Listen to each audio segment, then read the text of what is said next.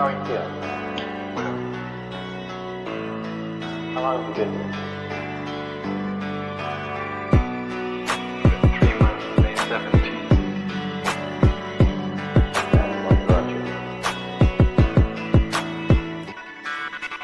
That's difficult to answer.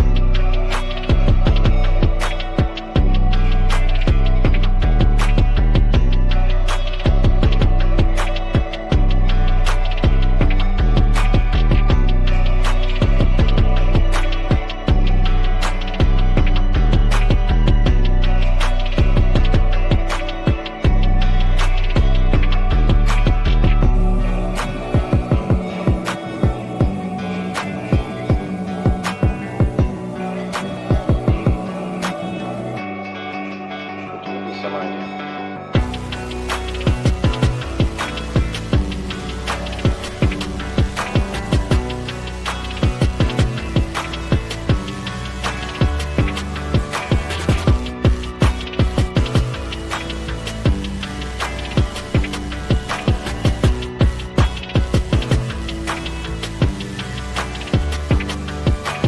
I am not completely like other people.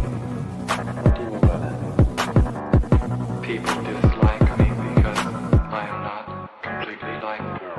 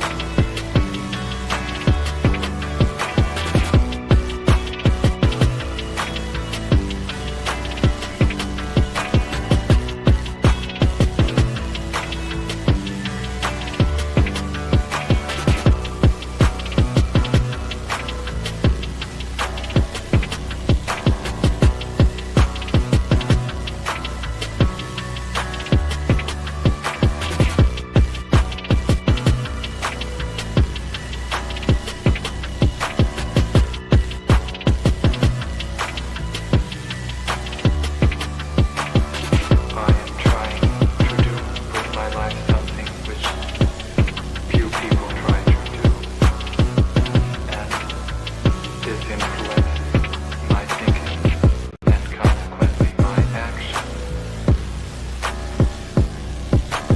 What is it you're trying to do with your life? Play the piano for the people. I'm not clear.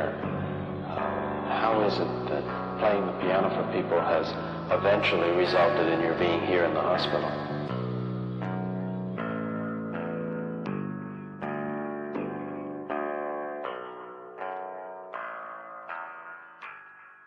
That's difficult to answer.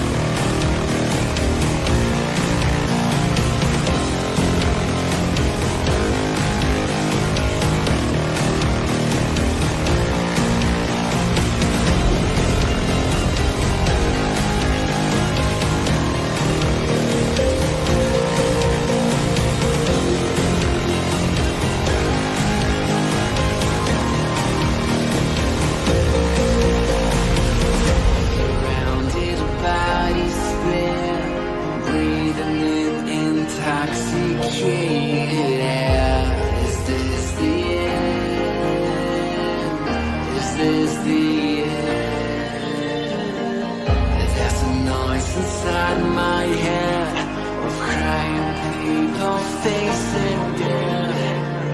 Is this the end? Is this the end? Oh,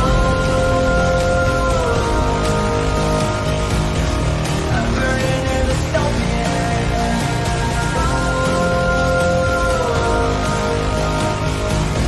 There's no place to hide.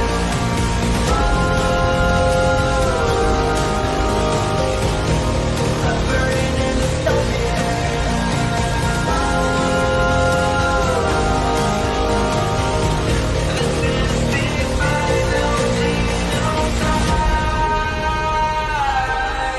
What have we done to the world?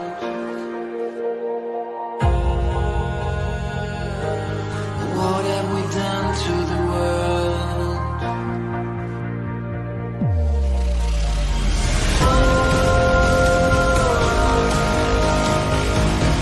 I'm burning in the stone.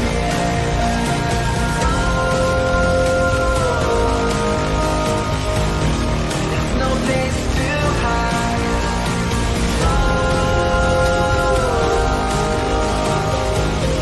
I'm burning in the stone. This is the final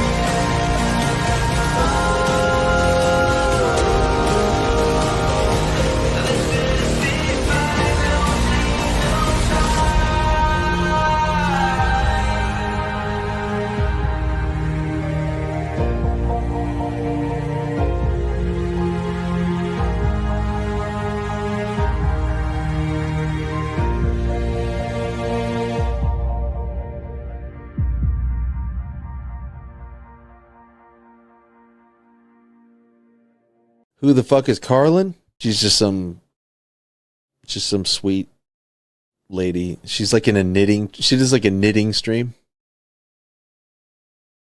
She's like a knitting YouTuber. She does knitting. Can we grow up a little bit and Alt not Girl be sent $200. retarded? Have you seen the Please. work of Karlyn Borysenko? Anti-commie cult leader and is obsessed with looking at what actual far-left communists are talking about and organizing today, infiltrating them. They infiltrated the universities, schools, media. She has the receipts to back it up. Primary source evidence. Infestation is dire and she calls Republicans idiots eating slop. Agree.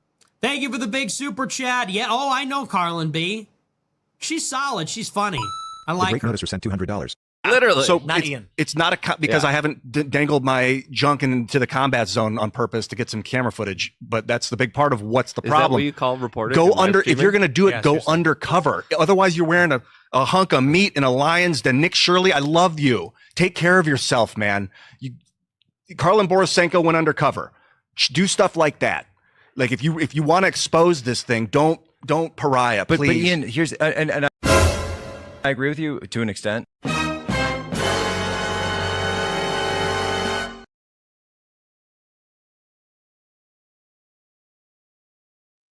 What up, everyone? What up? I'm back. My computer is working, but I don't even know how that happened. The computer was not, the streaming was not working until, I might be a little bit late today because the streaming was not working until like 10 minutes ago. All right. I couldn't get the streaming to work. I had to hook up my computer again. I had to plug all the things in. I had to make sure all the settings were set.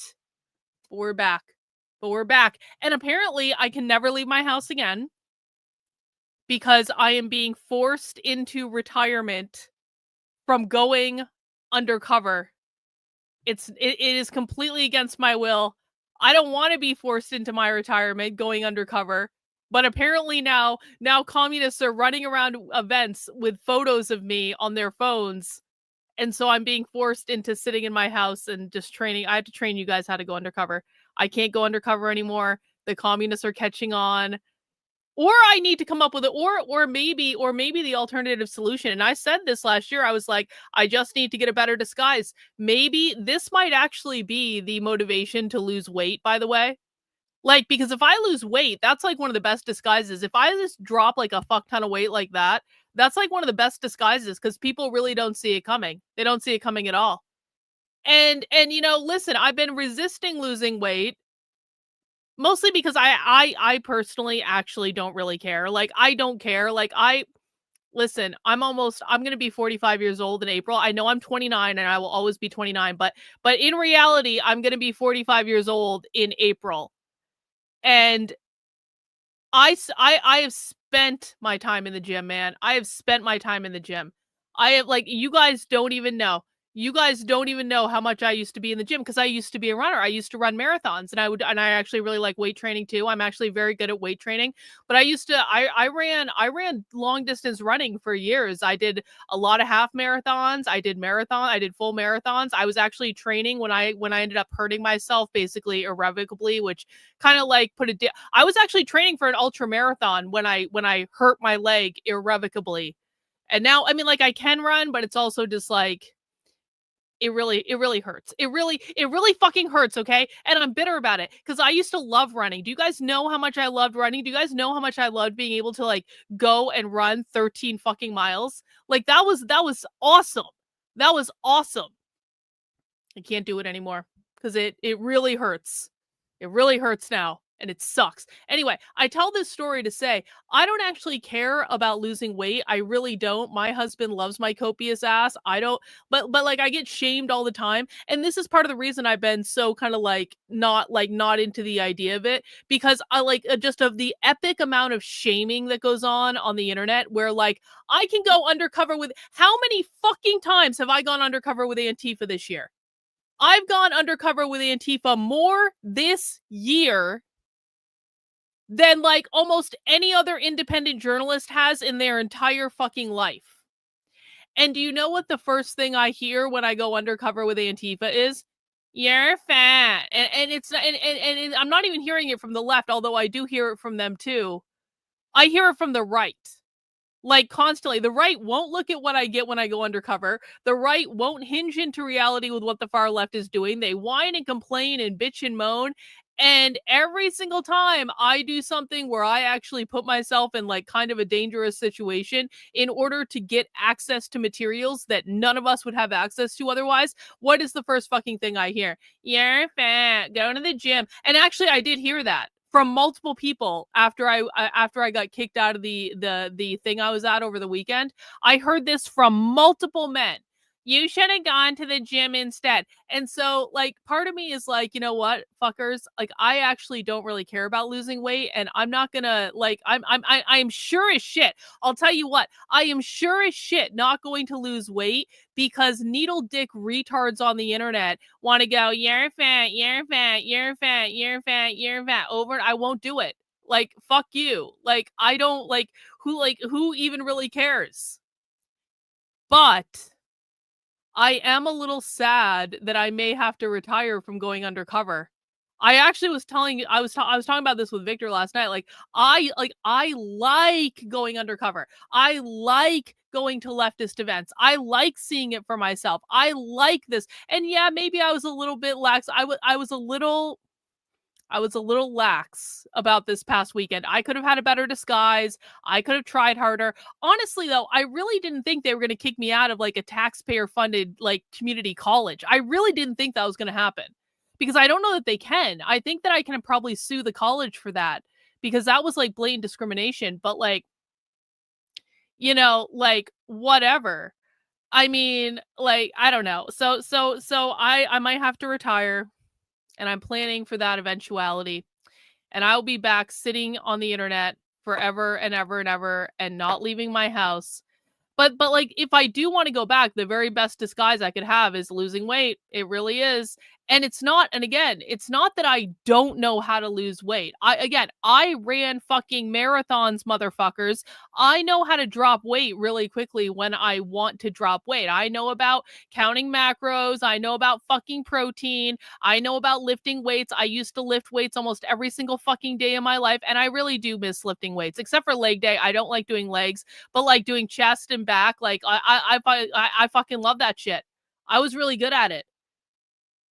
But I would have to leave my house to go to the gym. So it's not that I don't know how to lose weight, okay? I can lose weight if I want to.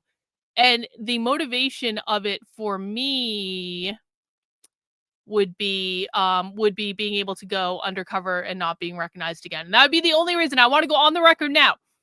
If I lose weight, it will not be because retard assholes on the internet went, you're fat, you're fat, you're fat, you're fat, you're fat, you're fat. In fact, all of those people can actually go fuck themselves. If I lose weight, it will be to go undercover again to have a better disguise so that they don't recognize me. That is the only viable reason. So we'll see. I'm really opposed to the idea though, just because I feel like it'll give the fucking bullies on the internet. I feel like they'll be like, "Oh, we fat shamed Karlyn into losing weight." And I really don't want to give them that W at all. And I want to just go on the record now and say like emphatically, the fat shaming and the bullying and all of the fucking bullshit on the internet has done more to help me not lose weight because I don't want to give them the fucking satisfaction, and I actually don't really personally care. The only reason I would do this is to go undercover with the left again. And I want to make sure that's very, very clear. So I'm thinking about it. The stubborn Aries in me is like, I don't want to do it. I really don't want to do it. But we'll see. We'll see. We'll see. We'll see. All right. So we're going to have a little bit of an easy day today because you know what? Listen, I was traveling all day yesterday. I had to fly home from San Francisco. And on my way home, oh man, like everyone was just talking about the Piers Morgan, Nick Fuentes interview. And I gotta say, I have watched a couple clips from this interview. And I have to say, I really do think that Nick Fuentes is basically the greatest comedian of his generation. Nick, in the clips that I saw, Nick was fucking hilarious.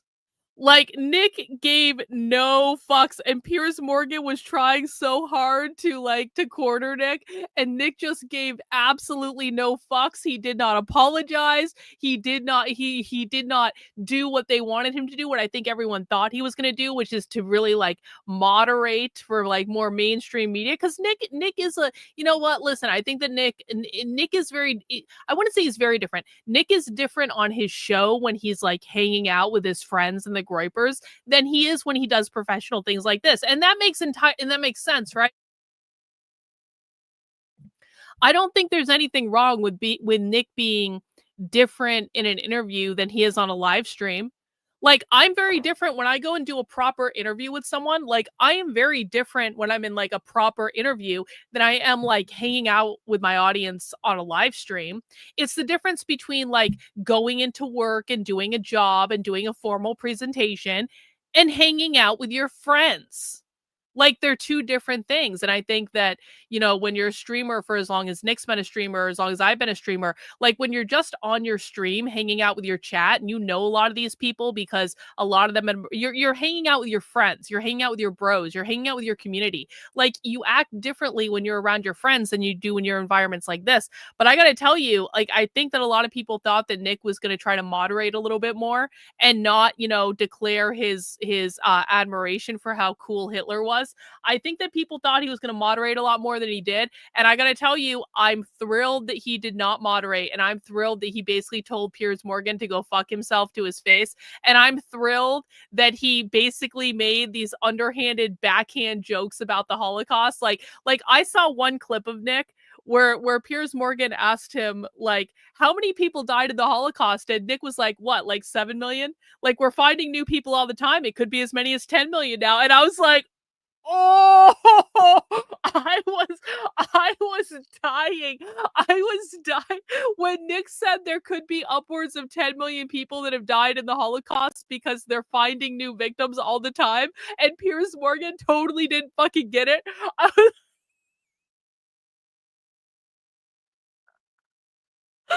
was like, Nick?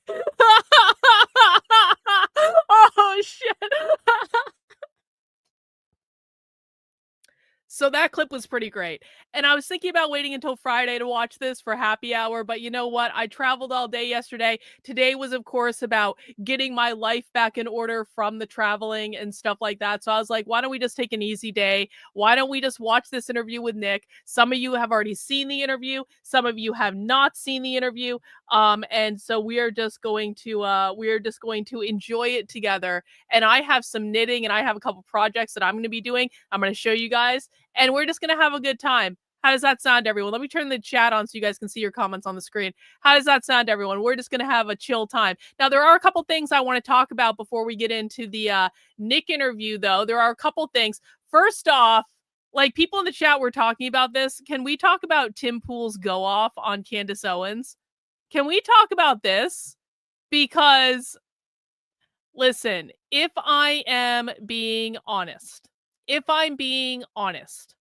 I don't actually care about the Candace Owens stuff. Like, part of me has been like a little intrigued at what Candace Owens is saying, just because Candace Owens is like pissing everyone on the internet off. And of course, like, I'm not a fan of Candace Owens. I think Candace Owens is a narcissist. But Candace is entertaining, and you can't take that away from her. Even if she's a narcissist, even if I would never trust her with basically anything, you do have to give her credit. She is entertaining, and she does bring the content, and she does piss people off. And I appreciate that. I appreciate the entertainment value of the whole thing. And so I'm not on Candace Owens' side. I'm also not on Tim Pool's side at all, because I think Tim Pool is an idiot. I think that it's just like he's one of the biggest disappointments in all the internet to me, because I don't actually think he cares about any of the things that he claims to care about. I think that he cares about making money and being famous on the internet and having clout, and then pretending he's just a laid-back skateboarder and I'm just going to go live with my van down by the river, which we all know that's never going to happen, and that was never going to happen, because if Tim actually wanted to go live in a van down by the fucking river, he's literally had the fucking van to do that in for years and years and years and years and years, and he didn't do it. And so, I mean, I think that, like, you know, he's just such a disappointment to me. For someone that's been doing what he's doing for as long as he has no understanding about the left at all. I find him to be a whiny crybaby. He only recently got on, he was shitting on Nick for years and years and years for no good reason, just because he's a whiny little bitch. And so I'm not on Tim's side. I'm not on Candace's side. I am on the side of entertainment for us. That's the side I'm on. And if Tim is yelling and swearing at Candace Owens because he's all pissed off because Candace has different security than he has, and Tim allegedly had someone come shoot at his house and all this stuff, like, I just want to be entertained. Like, I don't mean to sound like a bitch, but, like, I want to be entertained by Candace, and I want to be entertained by Nick, and I can dislike them both at the same time, and we can just be entertained, okay? So just in case you didn't see it, here's the clip of Tim totally going off. Candace Owens is a fucking evil scumbag. She is a degenerate cunt. She is burning everything down, and she's gloating and smiling while she does it. And you know what you fucking told me? She has no security. She doesn't fucking deal with the shit we have to deal with. She's a piece of shit. She's making everyone else suffer. And all of these fucking conservatives out there that send me these fucking messages have no fucking balls to call her out. More and more people have started doing it. They send me these fucking messages. Good for you, Tim. Good for you, Tim. I wasn't the first person to do it. I'm not going to take credit for that. But don't fucking DM me like I did something for you as you fucking cower, scared that she'll put you on her thumbnail and claim you benefited from Charlie Kirk's assassination, which he's doing to me right fucking now. Yeah, that was I'm fucking done with these people. She has security, just not on the level of you. Oh, yeah, the one fat guy you mentioned with no wall and no barrier in a suburban neighborhood with neighbors. She doesn't give two fucking shits. No one's out for her. She's lying about all of this. You told me you went to her house and she's got a 4-foot wall and one fat guy, and she doesn't give a shit about her security. Meanwhile, I get bullets fired at my fucking property, and I have to go live in the middle of nowhere. And I got fucking strangers coming up to my house in Maryland, breaking in. I got people showing up and beating up the residents who try to live there. How the fuck am I even supposed to sell this property? And, you know, it's all lies. It's all hypocrisy. And it is for the purpose of making money. And she does not live the way other people live. And she claims she liked Charlie. She loved Charlie. And she is burning everything down that he built because she is evil. She is evil. And I'll say it again. This conservative movement is fractured. It's fried, whatever it is. Okay. Republicans are on track to lose the midterms. They were actually trending in the other direction until Charlie Kirk was murdered. Yeah. And this is the point, isn't it? The most effective political assassination in history. And thanks to the likes of the vile cunt Candace Owens, she has turned Turning Point into the perpetrators of the crime that was against them. I don't get paid by any of these people. I'm not on good terms necessarily with Turning Point USA. They didn't invite me to their stupid event. I don't want to go. I don't want to go. They invited me back after I started criticizing Candace. I'm not going to your event. I'm over all of this shit. The last thing that I need to deal with is a bunch of cowards in conservative media refusing to stand up to her. Megyn Kelly, come on. I appreciate the kind words, but come on. Such fucking pathetic bullshit. You know, and I get people saying, Tim, you know, thank you so much for talking about it. I don't care. I'm not doing a favor for anybody. I'm not doing this to benefit anybody. Nobody's paying me. There's no fucking Russia. There's no fucking Israel. There's just me sticking my neck out and then risking dying for what? A bunch of cowards that don't want to stand up to protect themselves? People like fucking Candace Owens. I couldn't believe that she put you in the thumbnail. What a fucking cunt. Of her piece today. I'm done. The idea that she'd imply that you had some benefit or that you benefit somehow. Like she benefited. I think she's a Fed, and I think she killed Charlie. No one benefited more than her. So Timmy Tim is pissed off that Candace Owens put him in a thumbnail. Listen, do I think that this is real? I'm of two minds about it. I do actually think that Tim is like being authentic in his anger. I also think that Tim is a content creator, clout chasing whore on the internet that will say and do whatever he needs to say and do to be famous. And I think that Tim has framed reality in his own head where Timmy Tim is the biggest victim of the world, and he's trying to scapegoat Candace Owens because he's pissed off that she put him in a thumbnail and has different security. Like, I do think that Tim believes what he is saying, but I also think that Tim has worked his head into a place where, like, he lives in an alternate reality in which he is the biggest victim of the fucking world. So I think it's slightly exaggerated. Now, listen, it does seem as though Tim did have someone shoot at his property. And of course, we don't condone that. Obviously, that's horrible. That would freak anyone out. I can totally understand that. But I'm sorry, I don't think he can blame Candace Owens for someone shooting at his property, because this isn't even the first time that Tim's property has been shot at. And that sucks. It does suck. It sucks that people do that stuff. I'm not trying to like make light of it. But the fact of the matter is like, I think that Tim is pissed off that Candace Owens has more viewers than he has. I think Tim is pissed off that Candace Owens has the #1 podcast in the world. I think that all of these people seem to be so pissed off at how Candace is making her content. And again, I'm not suggesting I agree with Candace. I don't even know what Candace has said. I truly don't even know. I don't watch her unless I'm like doing something like this.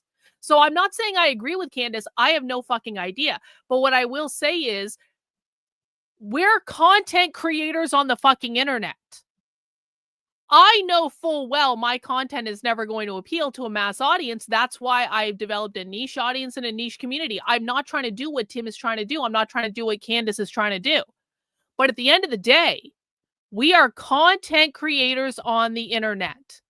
And the fact of the matter is that in terms of attracting a mass audience, Candace is better at what she is doing than Tim. If people want to watch Candace's content because they like it, because it's entertaining, because of how she puts information together, because of how she presents it. I saw someone on Twitter complaining and saying Candace Owens was making like a version of Lost because like everything just has a hook that leads into the next episode. Okay, so Candace is a better storyteller than you are. Like, you know? So again, like I'm not co-signing any of Candace's crazy ideas because it does kind of sound like Candace is saying some really crazy shit. But at the end of the day, if we believe in free speech, if we believe in the marketplace of ideas, then tackle her ideas intellectually. I am so fucking sick of everyone just making character attacks and calling people names and doing this backhanded bullshit to try to get people to shut up. If you have a problem with someone's ideas, then tackle them intellectually and let the fucking marketplace decide. And if Candace Owens is better at telling stories and weaving a narrative than you are, then that is your fucking problem to figure out.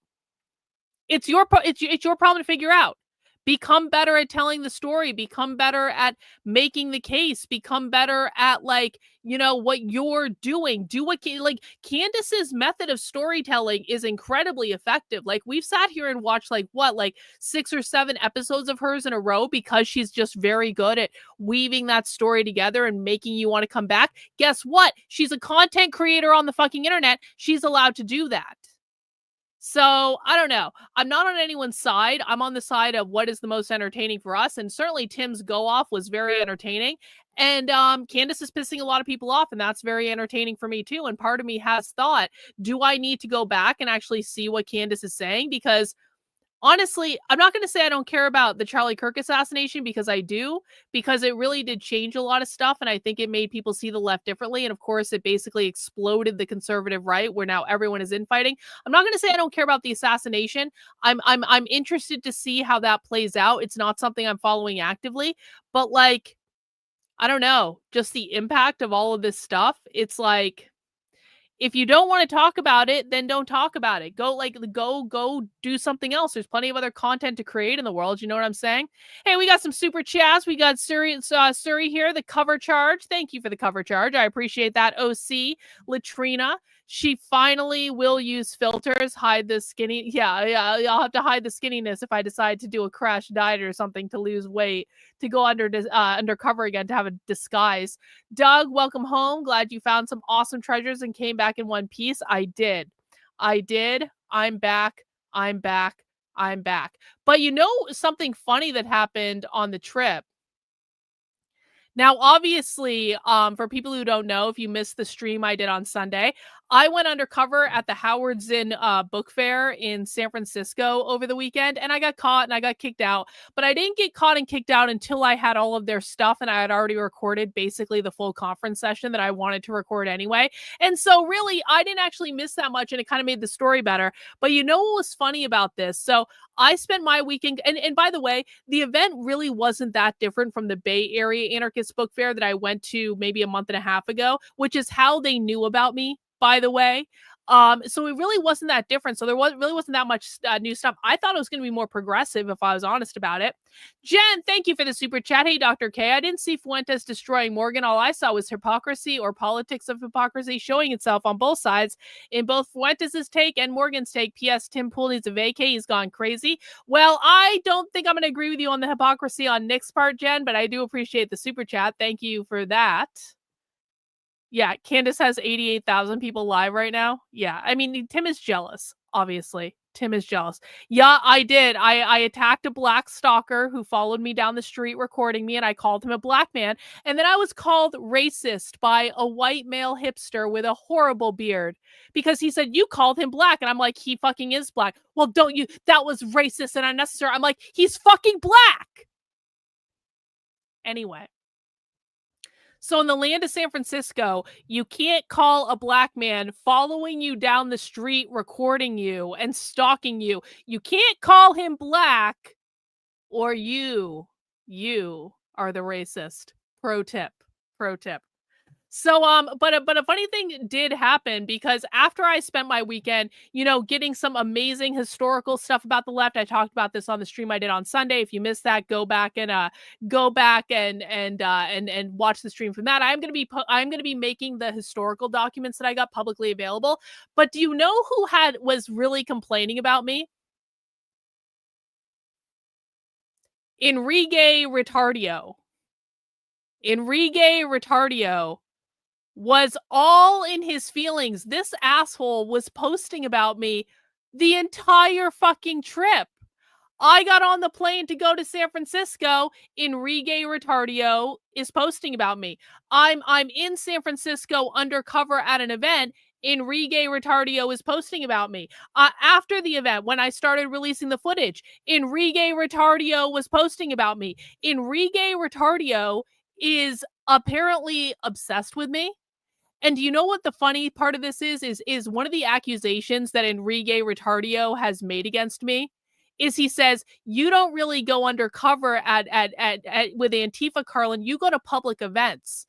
Well, this weekend, I was undercover at something, and I didn't say anything to anyone, and I wasn't mean or derogatory to anyone, and I didn't provoke anything. I didn't break any policies.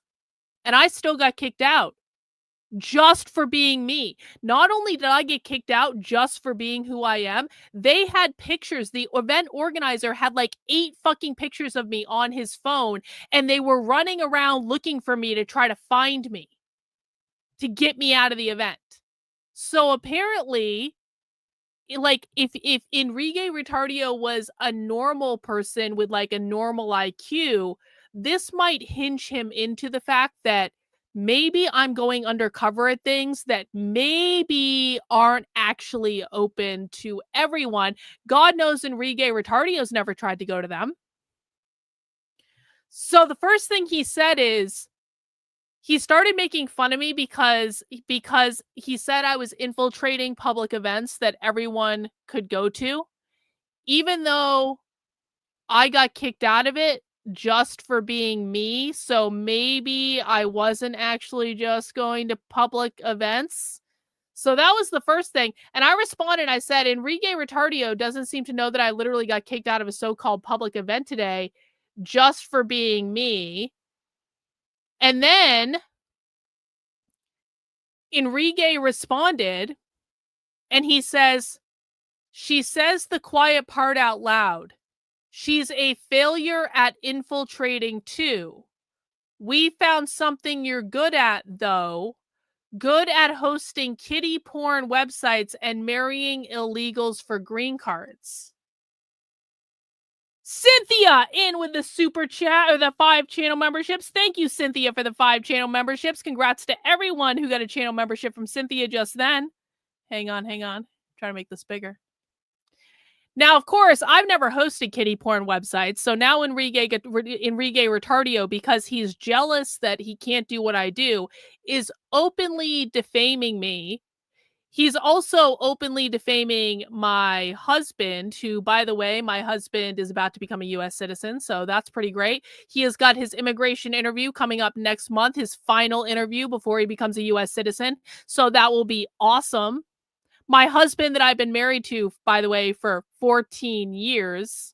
So if my husband, who is an immigrant from Ukraine, had wanted to leave me or divorce me because he'd already gotten his green card, he literally could have done that 10 years ago.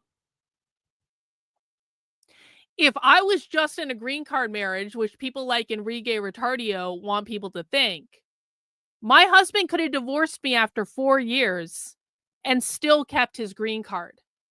That's just fact. Now, last month, I celebrated my 14-year wedding anniversary. So, Enrique, see, the thing about Enrique and his friends is one of the things they're so pissed off about is that I'm married to a man who loves me and we still have sex and it's still great. And Enrique Retardio can't deal with the fact that a woman who doesn't look like he thinks women should look is happily married to a very handsome man with a very big dick who I still have sex with to this day. And people like Enrique can't handle that. So that's why he needs to go out of his way to try to diminish my marriage, which if he's actually a conservative, shouldn't conservatives want people to be in happy long-term marriages? Like, shouldn't that actually be a good thing? I'm just saying. But people like Enrique Retardio can't handle that because, that's not what I wanted to do. Hang on.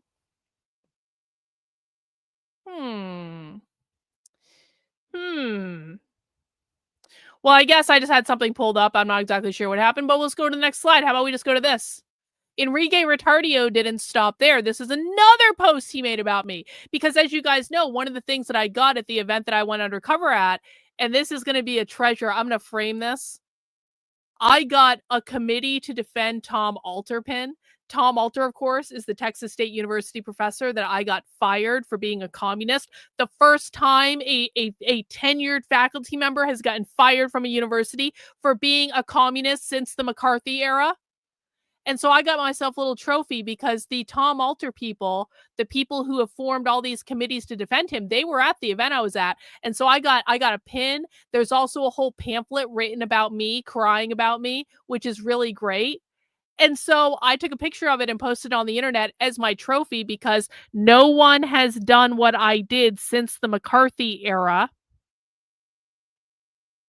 Enrique, of course, isn't smart enough to understand what's going on. So Enrique retweeted my picture with a pin and he said, public event participation trophy.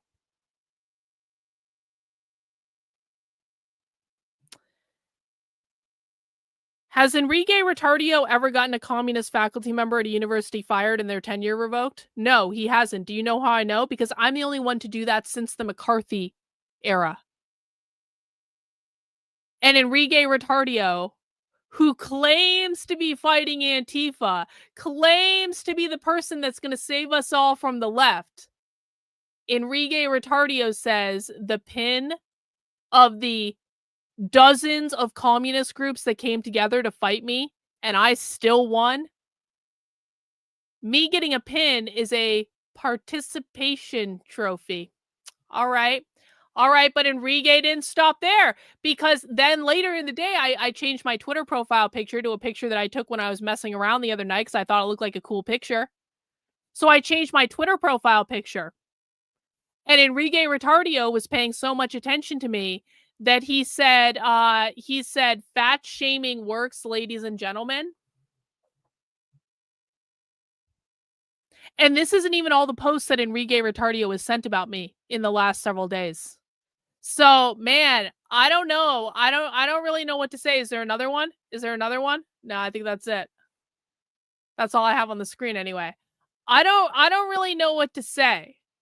I replied to him, I said, does it? Because I wasn't ashamed of my weight a month ago and I'm not ashamed of it now. Flying home to get laid by my very big-dicked husband now after going undercover with Antifa. Cry harder, Enrique.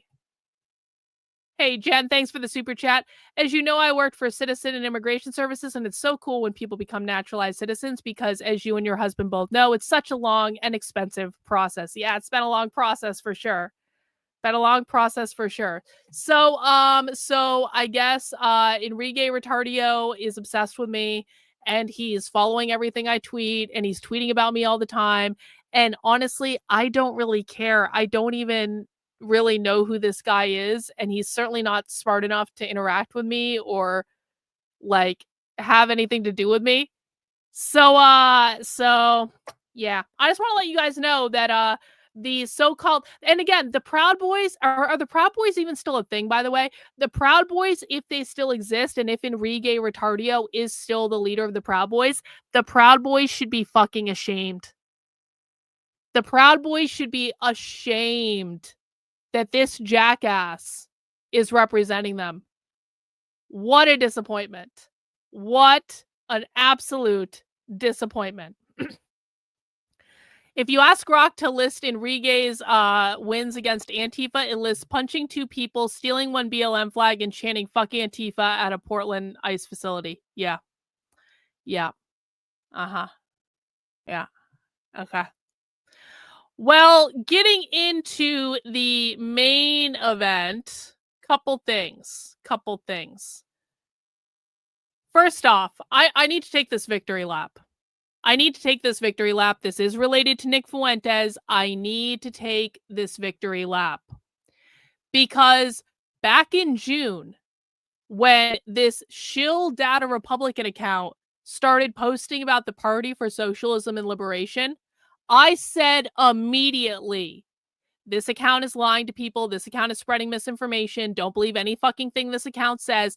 Because the thing was, this data Republican shill was going after the Party for Socialism and Liberation. Now, I don't have any love lost for the Party for Socialism and Liberation, but this account was spreading misinformation about them. And I knew that because we follow the Party for Socialism and Liberation. We know how they operate. We know what their signs look like. We watch them in protests all the time. Like, I have a ton of data. And again, I don't like the Party for Socialism and Liberation, but this account specifically was just spreading blatant misinformation on behalf of a narrative that Israel was trying to prop up. And I tried to communicate with them. I sent them the real information. I said, listen, you got past some bad information, and here's the correct information, and maybe you want to inform people of the correct information. Never heard anything back. And then this account just started shit talking me because blah, blah, blah, blah, blah, blah.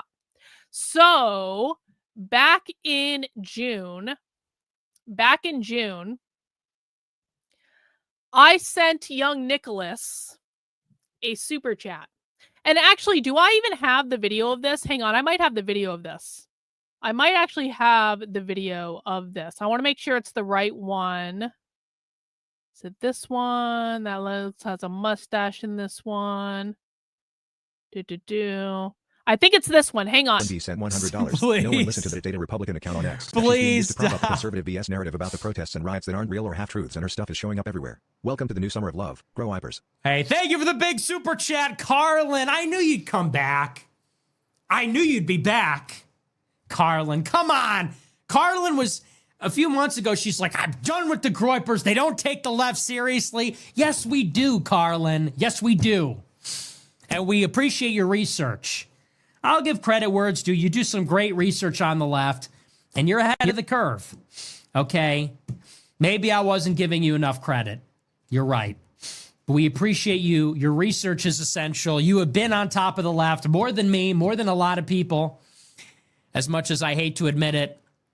And I appreciate the big super chat. Come here. Come on, Karlyn. The Groypers still love you. But you're right about that, and I'm with you on this. Summer of love, true. Summer of taco. Two ways. Summer of the taco. Trump always chickens out, and also tacos. I actually had Mexican food today to celebrate a little bit. You know, fuck Matt Walsh. Matt Walsh is like, Mexican food isn't good. You know, hey, look, fuckface. We can be racist and also like Mexican food, okay?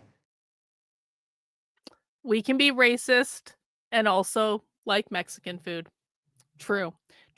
Now, Nick didn't even acknowledge the core of what that super chat said, but I just want to make it really clear. Back in June, I sent Nick a super chat that said, no one listened to that Data Republican account on X. She's being used to prop up a conservative BS narrative about the protests and riots that aren't real or half-truths, and her stuff is showing up everywhere. And of course, Data Republican got pissed off at me, and she said, are you the one who paid Nick Fuentes $100 to get your comment on his stream? And I was like, yes, bitch, I was.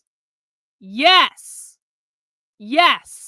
I paid Nick Fuentes $100 just to display a super chat saying, don't trust that Data Republican bitch. It's a conservative shill account. Don't pay attention to it. And the Groypers weren't even paying attention to her at the time. I know because I got so many confused messages like, Karlyn, who the fuck is this? I'm like, just listen to me. Don't worry about it. And it turns out I was right. Hey, Jen. Well, Taco Cat spelled backwards is still Taco Cat. Yes, it is. Yes, it is. Thanks for being a member of the channel, Jen. I appreciate it. So, when we learned that now Data Republican, we learned two important things about Data Republican in the past couple of days. Number one, Data Republican is shilling George Soros funded material. Number two, Data Republican is doing that to prop up a Zionist narrative against Nick Fuentes. So I'm sorry, I was right. I told you guys this was going to happen back in fucking June. Breaking. X account Data Republican using material from the Network Contagion Research Institute, a Soros-funded, Israeli-connected pro-Jewish organization, is attacking Nick Fuentes and accusing him of using bots in an effort to get his account suspended on X. You don't say. You don't say. I'm sorry. Did I call it? Did anyone else call this as early as I did? I mean, maybe someone did. I mean, it's entirely possible someone did. I don't even think this one was that hard to call. And quite frankly, this isn't even the first time this account has attacked Nick, because this account is a clout-chasing fucking leftist. This account, and we know who this person is. She doxed herself like a year ago. This account is run by a clout-chasing fucking leftist classical liberal that will say and do anything to be famous, and that became crystal clear when they started spreading misinformation about the riots in June just to have relevance, and all of a sudden everyone's using this incorrect information, which is why the right doesn't understand what the F they're talking about when it comes to the left, because they spread the accounts of narrative shills that are just supporting the Zionist, whatever, the Zionist talking points of the moment. I think this was actually a fairly easy one to call, but I just want to say I was right, and I told you so, and I paid $100 to Nick to say that, and people should listen to me, and because I'm always right about this stuff, I have a 100% success rate with people that I call out eventually being revealed for exactly who I say they are. It may take days, it may take weeks, it may take months. In some cases, it has taken years for me to be proven correct, but every fucking time I call one of these people out, I have a 100% success rate in the long term in terms of them turning out to be exactly who I said they were from the very beginning. So you're welcome. I'm just saying. Just saying. But the real reason I wanted to watch this interview today is that Piers Morgan is having a fucking meltdown today. Like, the Groypers are really getting to Piers Morgan. I think Piers Morgan thought he was going to come into this interview and he was going to show Nick Fuentes who the boss was, who the boomer fucking boss was. And Nick just, like, in all the clips I saw, just owned him all over the internet. And now poor Piers Morgan is having such a meltdown today because he has all the Groypers in his replies and he's blocking the Groypers left and right. And everyone's saying he lost and Nick won. And like, the moment that I knew that we were going to watch this interview today was when I saw this post that Piers made. He said, "Memo to all Groypers, when you call me a boomer, I take it as a massive compliment. I literally use the word boom constantly on here to celebrate anything from Artiso goals to England wickets and Piers uncensored ratings. I'm a very proud boomer." And I was like, Piers, this is not the W that you think it is, Piers. This is not the W that you think it is at all. Yeah, Piers is high on copium today. And so we're going to watch the interview. We're going to enjoy it. But a couple more quick things before we get started, guys. We're going to get into that interview in a sec. I just want to remind everyone that if you want to support my work exposing the left, decoding the left, get access to my massive archive of materials, head over to my Substack. That is Karlyn, KARLYN.substack.com. You can sign up for a membership of $8 a month, $80 a year. I work for you guys. I do not work for any organizations. I do not take any political money. I have no fucking political masters. My only job is to show up and to show the receipts and to tell you guys the truth and to let you decide what you want to do with it. That is all that I do. I am so turned off by all the political bullshit on both sides. I'm like, you guys can all fight amongst yourself. I'm going to go over here and I'm going to study the left, and that's going to be what I do. And I'm just going to put my stuff out, and whoever wants to come and not engage in conservative retardation and insanity, you can come here. And you can see what's going on. And if you want to support my work, head over to the Substack, sign up for a membership. You can, of course, also send in super chats, which I very, very do appreciate. Also, I want to remind everyone there's only a couple more days of the sale in the Red Menace Supply Company. Red Menace Supply Company is my merchandise store. You can find it at redmenacesupply.com. And there's a couple more days of a sale because through the 14th, if you spend over $100 in the store, you can take 25% off. I got a bunch of classic designs in the store that are only going to be available for the next month. We got Whiteness Means Capitalism in a couple different versions. We've got Men Cannot Be Women. We've got Where in 1984. We got Real Marxism is back. Being Outcast is back. All sorts of great designs. But what I want, we also got the McCarthy designs, of course. But I want to show you guys something. Hang on. Let me see. So I actually just got a packet of my t-shirts from my store because I haven't gotten new t-shirts in a while, and I really do love my merch from my store. I wear my merch almost exclusively. I would do really high quality t-shirts. They're in a very nice jersey fabric. They look good on men and women. They're not like for women who buy my shirts, they're not like the boxy shirts. Like, you don't need a special women's shirt just because the cut of this shirt hangs nicely, I think, on men and women. But I wanted to show you guys because I literally just got these t-shirts. I want to show you how good the quality is.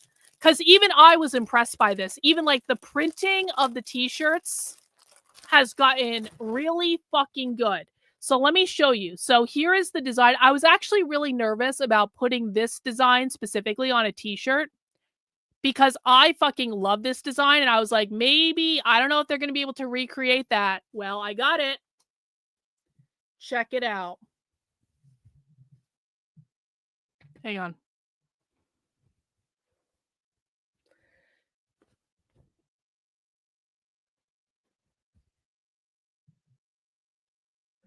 It's sick. It's sick. The printing is so sick on these shirts. And so one of the projects I'm going to be working on as we watch this interview is, of course, when I get new shirts, I have to rip the collar out. Because that's what I do with my t-shirts. I rip the collar out. And so I got to take the collar off and I got to take the seams off the sleeves and stuff like that.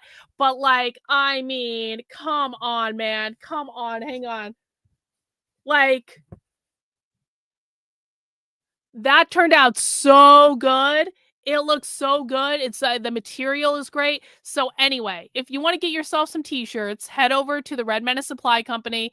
That is redmenacesupply.com. And if you spend over $100 on anything in the store, you get 25% off your whole order. And it should still get there in terms of Christmas, like fingers crossed, but it should still get there for Christmas. So you want to get some last minute gifts and stuff like that. And I'm not really doing a big holiday thing this year. I kind of thought I was going to, but I'm just not because I just am not. So just stock up on some cool shirts. We got mugs, we got glasses, we got hoodies, we got all sorts of other stuff in there. If you're interested in a design, just click on it and then you can see what you can get it in. I should have gotten this Whiteness Means Capitalism one. This is one of my favorites. That's a good one. Anyway, that all helps to support the work I do, and I really do appreciate it. All right, who is ready for the interview? You're like, Karlyn, you've been talking for a fucking hour. Just start the fucking interview already. Okay. Okay.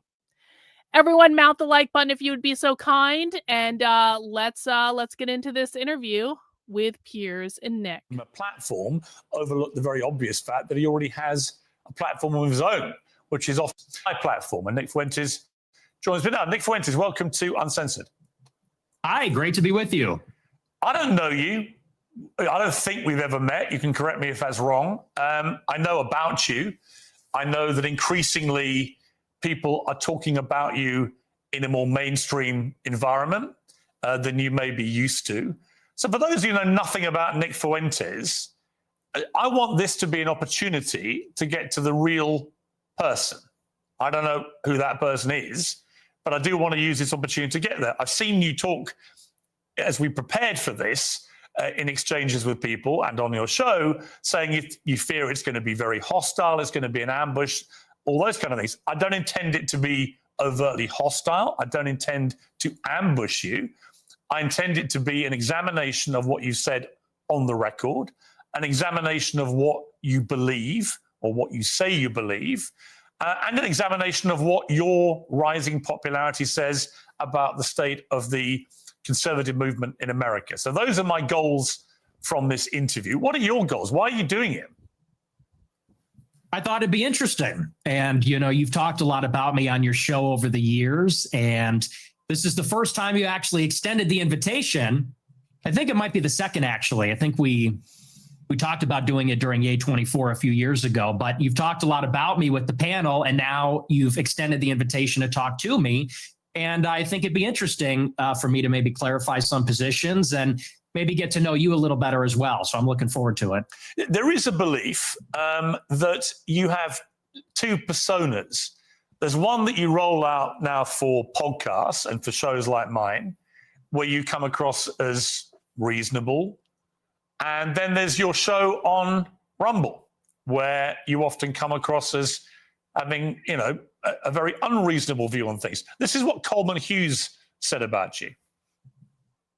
Nick Fuentes knows exactly what he's doing. Anyone who works for the Free Press, you should disregard their opinion, like, on the face of it. The Free Press is run by Barry Weiss. Barry Weiss is a fucking Mossad operative. Anything that comes out of the Free Press is just Zionist bullshit narrative, and you should ignore it on face value. He is consciously playing this double game as part of a long-term strategy to become popular enough to take the reins of power, at which point he plans to pivot towards the extreme and unpopular policies that he advocates daily on Rumble. So first of all, what is your response to that?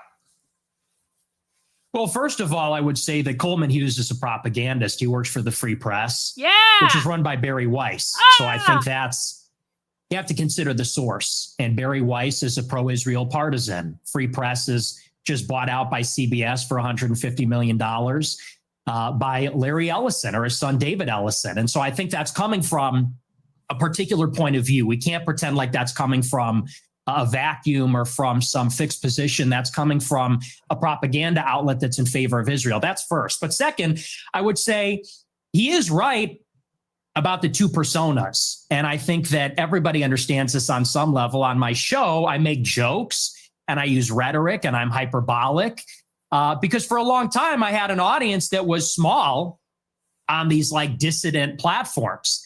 I was on D Live for many years. A lot of people don't even know what that is. And so I had a small following and we had sort of like an in-group sense of humor and memes and things like that. And you talk about it one way on a freewheeling live stream when I'm by myself and I'm ranting and we make jokes and we play devil's advocate. We play with different positions. But then when you sit down in an interview like this one and people ask me a good faith question, what do you actually believe? Well, then I clarify and I say, well, here I'm not joking. Here I'm not being hyperbolic. I'm not being rhetorical. I'll tell you precisely what I believe. As far as this idea that I'm going to get power and then turn into Hitler, that just sounds totally insane to me. I'll be honest. It just sounds insane. Do you have aspirations for political power? Not really. I think that if I wanted to run for office, I wouldn't say a lot of the things that I say. I don't know that a lot of people would vote for me. I tend to offend everybody, even a lot of people that like me.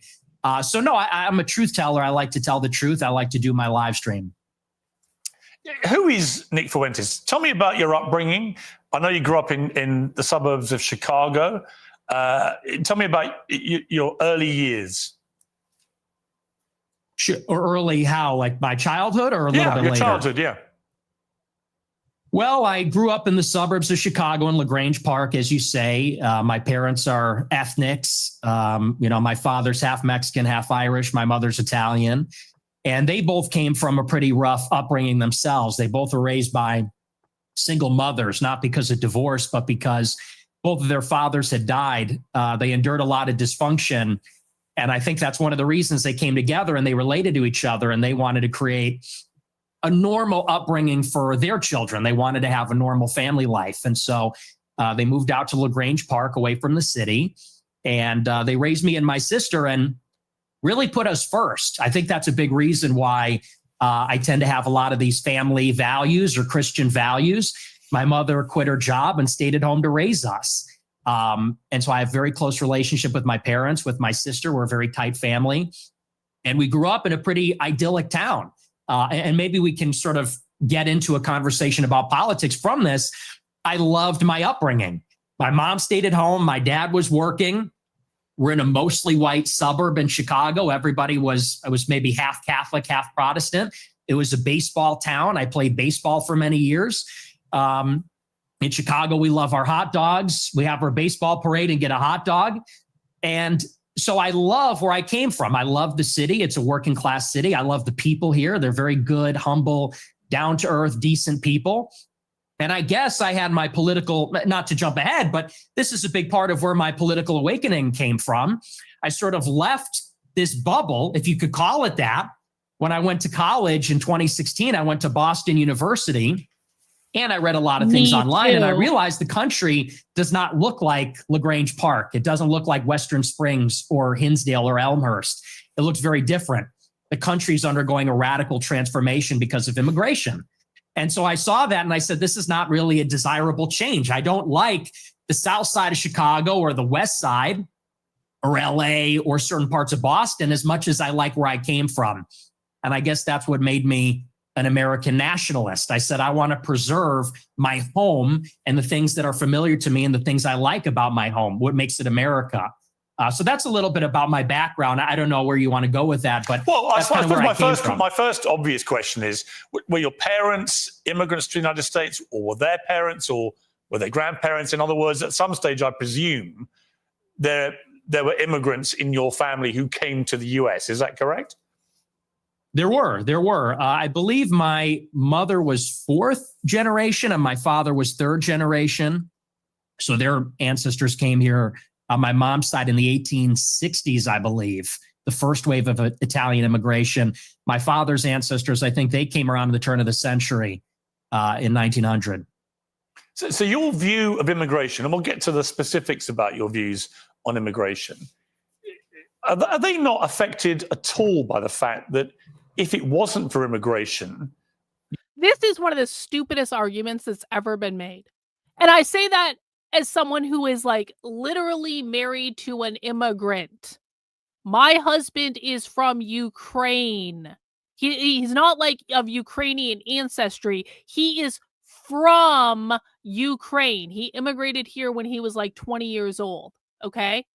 And so I say this with like, you know, that sort of context. It is batshit stupid to say just because someone in your past has immigrated to the United States that you need to be in favor of all immigration in perpetuity forever.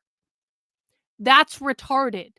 When Nick's family immigrated to the United States, it was a completely different time.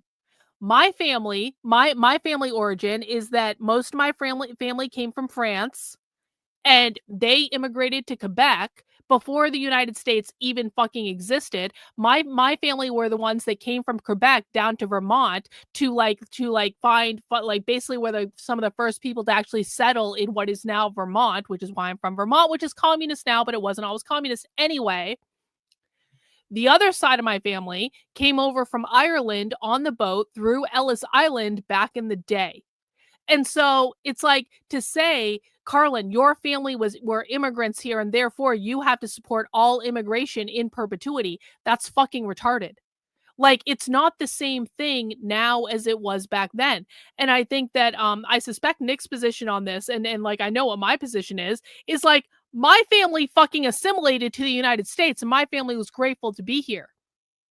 And you see people come in now and it's like, so many of the immigrants that come to America now, they don't even know fucking English and they have no intention of learning English. They have no intention. When I was in San Francisco, I was walking down the street in San Francisco on Saturday and I was going to like a rare bookstore.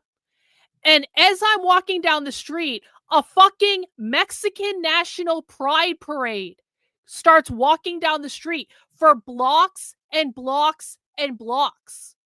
There were like Mexican flags being waved for blocks and blocks and blocks on the streets where thousands of fucking Mexican nationals who probably don't even speak fucking English were marching down the street to celebrate being fucking Mexican. And I'm like, Mexico is further south. If you're going to be in America, assimilate to being in fucking America. I don't know why this is so difficult. Dr. K, speaking of the Free Press and Barry Weiss and the Ellisons, are you paying attention to the whole Paramount versus Netflix versus Warner Brothers hostile takeover and the hostility most likely coming from the Ellisons? I'm going to be honest, Jen, I'm really not paying attention to it at all. I have other things I'm paying attention to, but I do appreciate the super chat and the support as always. Thanks so much. Rottweiler, thank you for being a member of the channel for 22 months. Piers Morgan is such a retard, LMAO. I have to admit, Fuentes showed a lot of restraint. I would lack against Piers Morgan. Let's see what Nick said. You wouldn't exist as an American.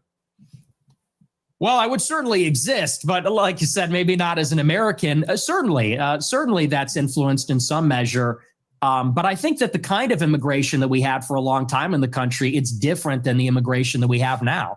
And let's just say for openers, it's different immigrants. They're coming from a different place with a different culture, a different religion.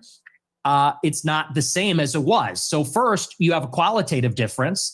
My ancestors, for the most part, I have 3 European grandparents from Ireland and Italy, 1 from Mexico. They came from Europe. They came from a society where there's a common ancestry, there's a common religion, common civilization. The people that have come in since 65, since Hart-Celler, they're coming from China, India, the Northern Triangle, Mexico, Venezuela. And so first, they're just different people. Secondly, it's a quantitative difference. There's way more, and it's an unceasing, always increasing wave. For the first 3 or 4 waves of immigration, you would have a major influx of immigrants and then it would stop. And then you'd have another wave and then it would stop. This one, it just keeps going up for 35 years and it's too many. So that's really where I would draw the distinction between maybe where I originate from.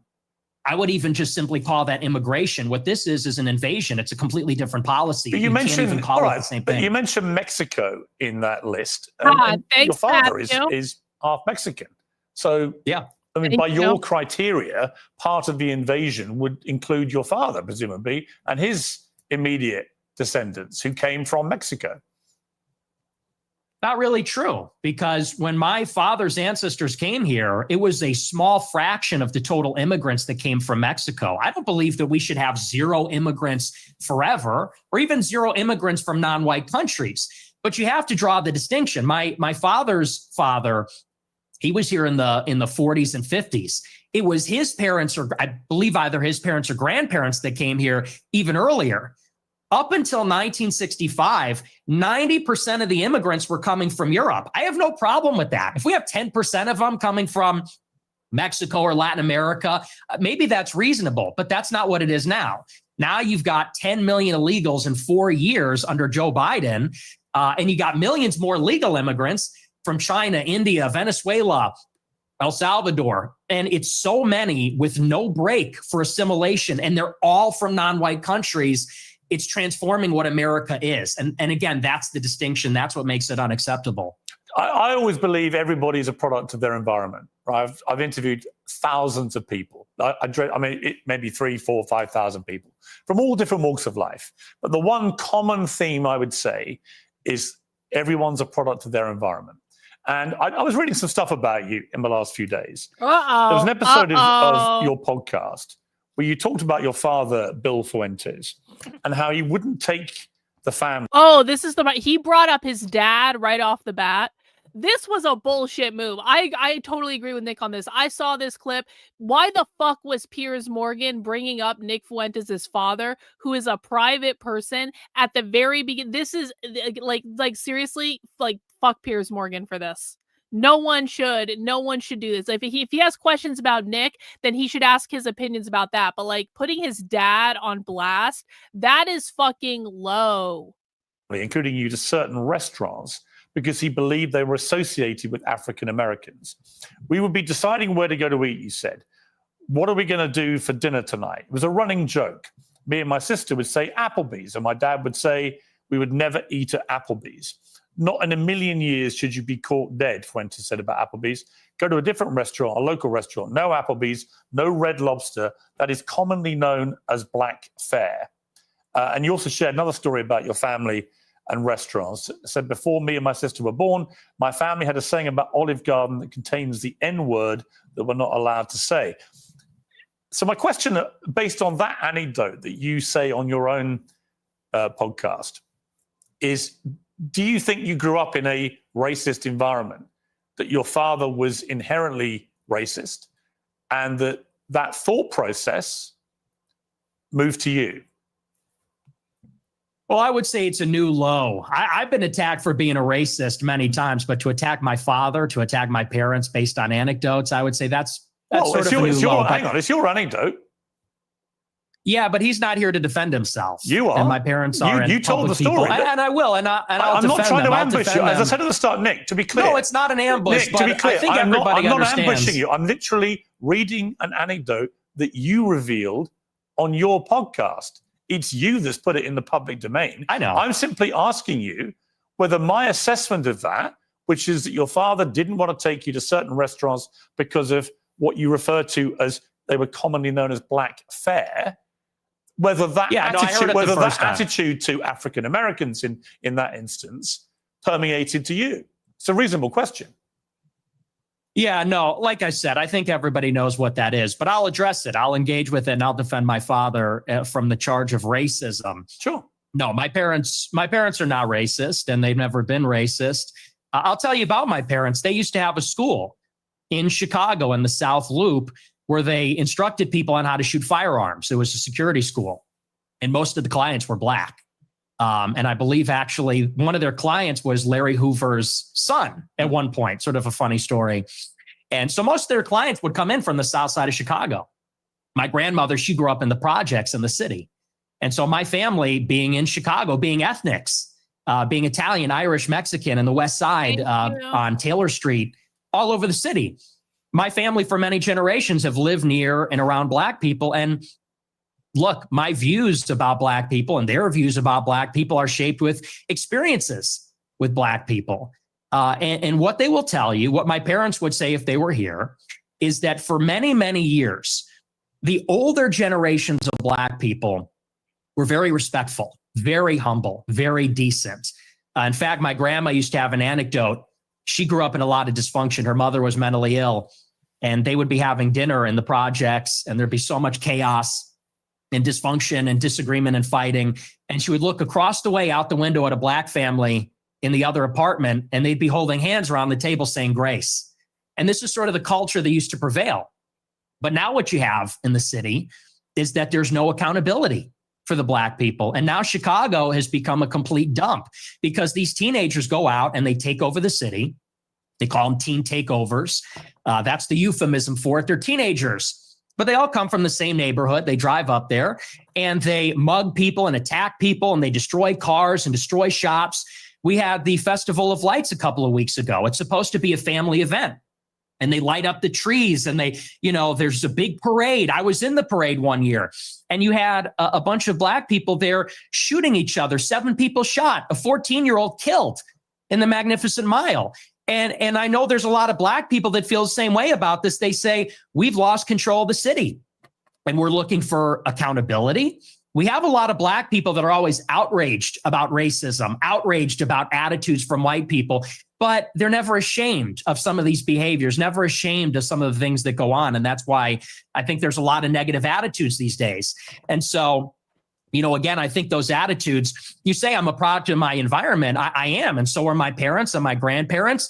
Unlike you, because you're not even American, in Chicago, we have to live in a big, diverse city where there's a lot of different kinds of people. And I think anybody in Chicago will tell you the same. I live in London. It's one of the biggest and most diverse cities in the world. But it's not the same. Well, actually, it's a big, diverse city. The only difference is we don't have the gun violence because we don't have guns. That's a whole different story. I don't want to get into that with you. I have got into that before. You got in America. A knife problem. You got sword problems. We have problems. You have Aladdin. We have problems with violent crime. I make no pretense of it. So the idea that somehow I'm cosseted in London because I'm not in Chicago. I didn't say that. Well, you kind of implied it. But I guess my point about the environment, I'm not saying you are a product of your environment. I'm saying most people are in some capacity. Mm-hmm. When I read that anecdote, which just to remind you, it's not something I have put out there. You told this story, right? And you said that you said this. We're looping. You said this. You haven't really directly, I think, responded to it, which is whether your father would not take you to certain restaurant chains because he associated them with black Americans. Is that true? No. Well. See here, if you're in America, you would say that Olive Garden is not real Italian food.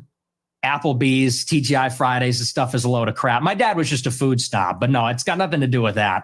My best friend in first grade was a black guy. We're not a racist family. So okay, so when you told the story, I'm just curious. So when you told that anecdote, which clearly on the face of it is racist, right? You're basically saying your father made racist decisions about where you would go as a family to eat. Are you saying, well, I'm just going to ask you a question. Are you saying that when you told that story, you didn't mean to infer that he was racist? And do you understand why when somebody like me reads that anecdote for the first time, as I did this week, I reach a different conclusion? Hey, Dragon Balls!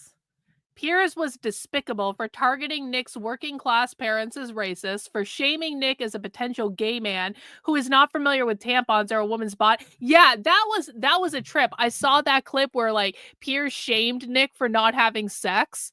It's like, can you just imagine if Nick was a woman and Piers had shamed Nicolette or whatever for not having sex outside of marriage? Listen, I obviously, I'm not Christian, I'm not Catholic. I don't like, I had a lot of sex before I got married, so I personally have no problem with it. But like Nick is a Catholic who believes in waiting until marriage.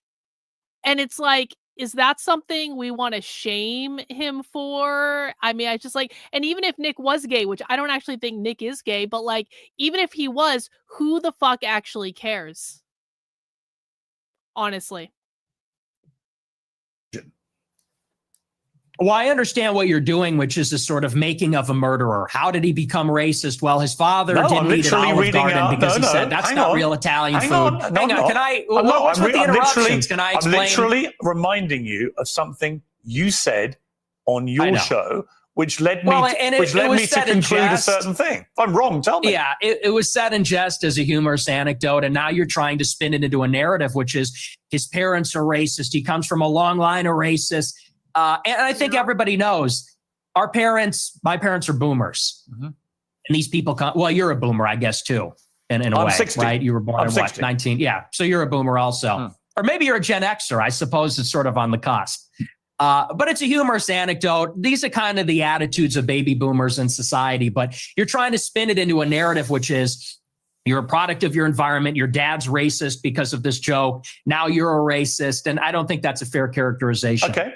People can make their own minds up. They can go back and listen to you say it. I mean, the beauty of what I'm going to talk to you about in this interview is that almost all of it is just going to be reminding you what you have said and asking you what you meant. Your position about that story is that it was a joke. Okay. I want to come to something else you said. This is where you talk about Jews, women, and blacks. Let's just take a listen. They're always coming up with, no, it's not the Jews. No, it's not women. No, it's not blacks. It's actually really complicated. No, it fucking isn't at all. Jews are running society. Women need to shut the fuck up. Blacks need to be imprisoned for the most part. And we would live in paradise. It's that simple. Yeah, Nick is actually not wrong. And I kind of love the fact that like Piers thinks he's totally going to own Nick by playing some of Nick's greatest hits. And he thinks this is a bad thing. Okay. Would you like to clarify what you meant there? That's all true. That's 100% true. I heard everything about that. I said in that clip is true. Including that blacks need to be imprisoned for the most part. Yep. Yeah. Yes. But all of them? No, for the most part. What does the most part mean? What percentage of American blacks would you like to see in prison? A lot. Whatever the percentages of the murderers. I think it's 1 in 20 black men will commit a murder in their lifetime. So maybe let's say that 5%. Oh, so you're talking about black people who murder people? Yeah. Oh, absolutely. Yeah. But you didn't say that. That's you just said problem. Blacks need to be imprisoned for the most part. You didn't clarify that you were talking about black murderers. Right. No, you're right. That's a good addition to that. That's a great point. You think it's funny? Or? I think, I do. I think it's hilarious. I think it's totally true. Do you think a black American would find it funny? You think that blacks should be imprisoned for the most part? Blacks are my biggest fans. I get high fives all the time. They say, Nick Fuentes, I love your show. They agree with me. And you want to know why? Here's the difference. Black people are the most victimized by other black people. You think black people want to live in the hood and the ghetto and get shot all the time? That's what happens in the south side of Chicago. You should come here. I'll take you there. We could go to Garfield Park. My son went to Chicago University for a year, actually, several years ago. Yeah, that's a bubble. That's a bubble. You think you're in Chicago and Hyde Park? You don't know Chicago. Go a little bit west, see what it's like over there. And I'll tell you, black people agree with me because they're tired of it too. And maybe maybe not most of them, but a lot of them agree with what I say about that because they know how it is. That's why the first thing they do when they make a little bit of money is they go and leave to another neighborhood. Okay, so what was just around. remind me again, the percentage of black men who commit murder in America. What was the percentage you gave me? It's 1 in 20. 1 in 20. It's 1 in 100. No, it's 1 in 20. No. Less than 1 in 100 black US men commit murder. That's the most up-to-date crime statistics in America. That's not true. I've seen other statistics. They say 1 in 20 will eventually commit a murder. So your rate means that you're saying that 5 times as many black men commit murder as the official crime statistics say.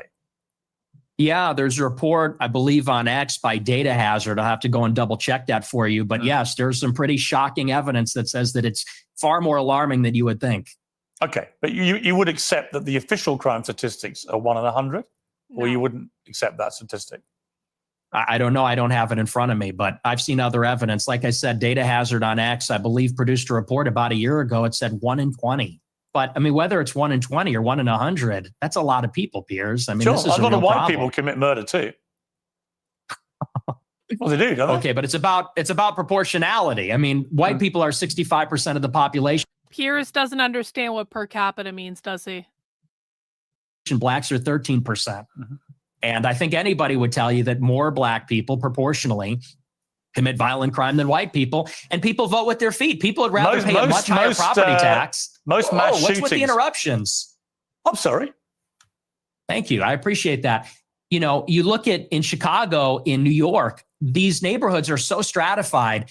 People would rather pay a high tax rate. They'd rather pay a much higher property value to live in a less diverse, less black neighborhood because they don't want to live around the violence. And I think that when you look at even on the public transit, the subway, the blue line, you know, people don't want to go there because they know who occupies and menaces the public transit. It is these people like Daniel Penny had to deal with. It's people like Irina Zarutska had to deal with.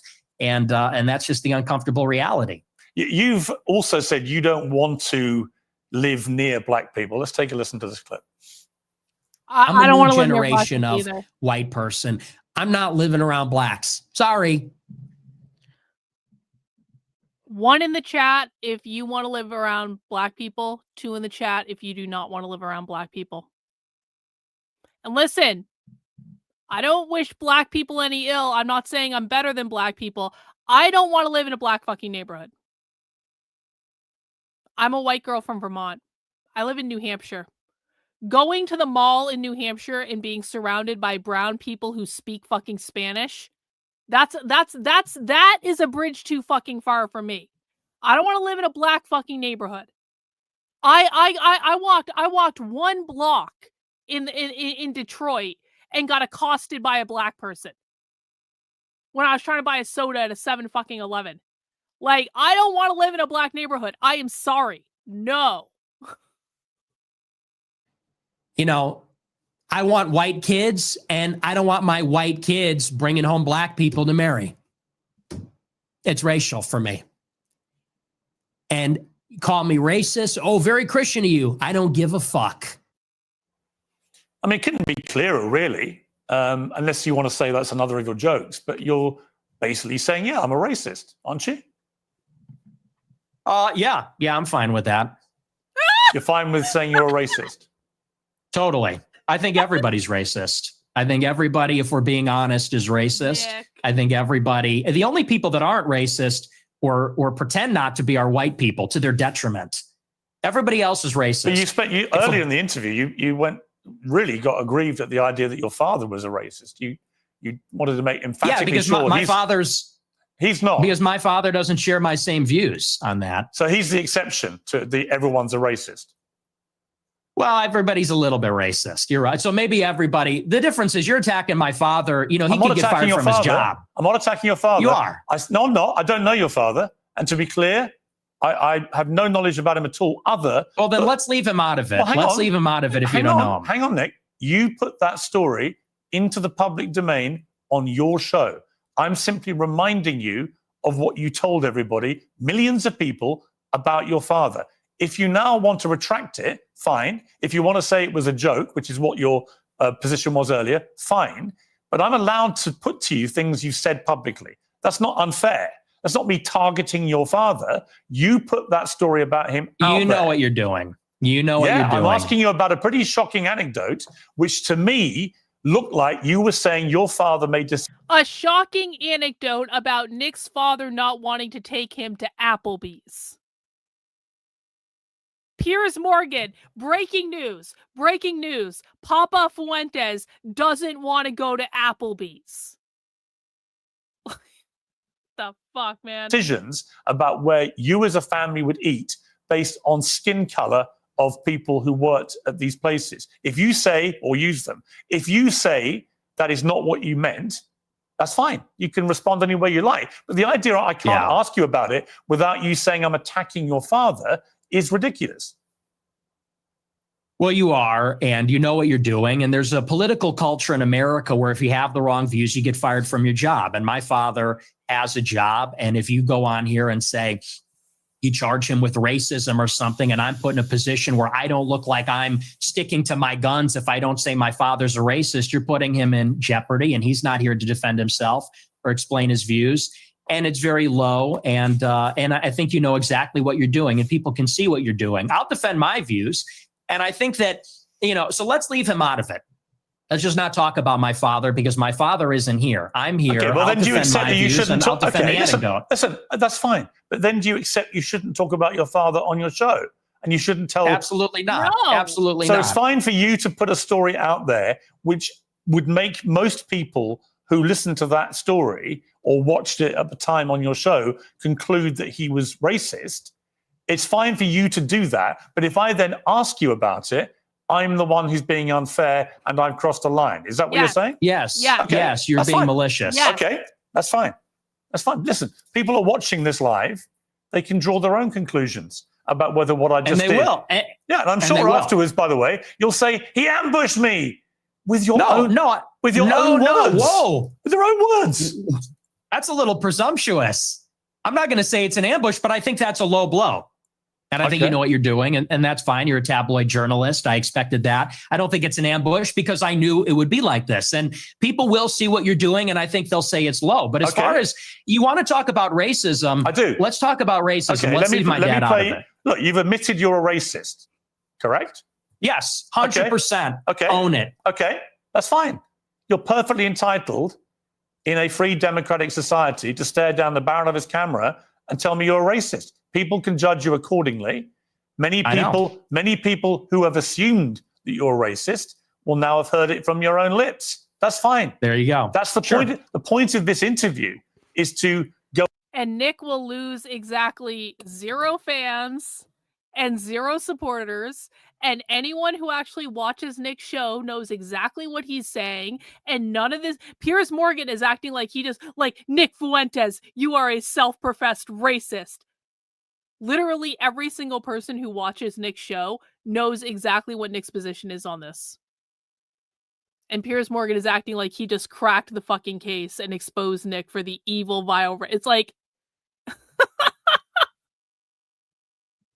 Over the things you've said, which have led people to reach conclusions about you and to ascertain whether those. Yeah, Piers, you're making me like Nick more. Like this interview, I already liked Nick a lot. I fucking love this kid.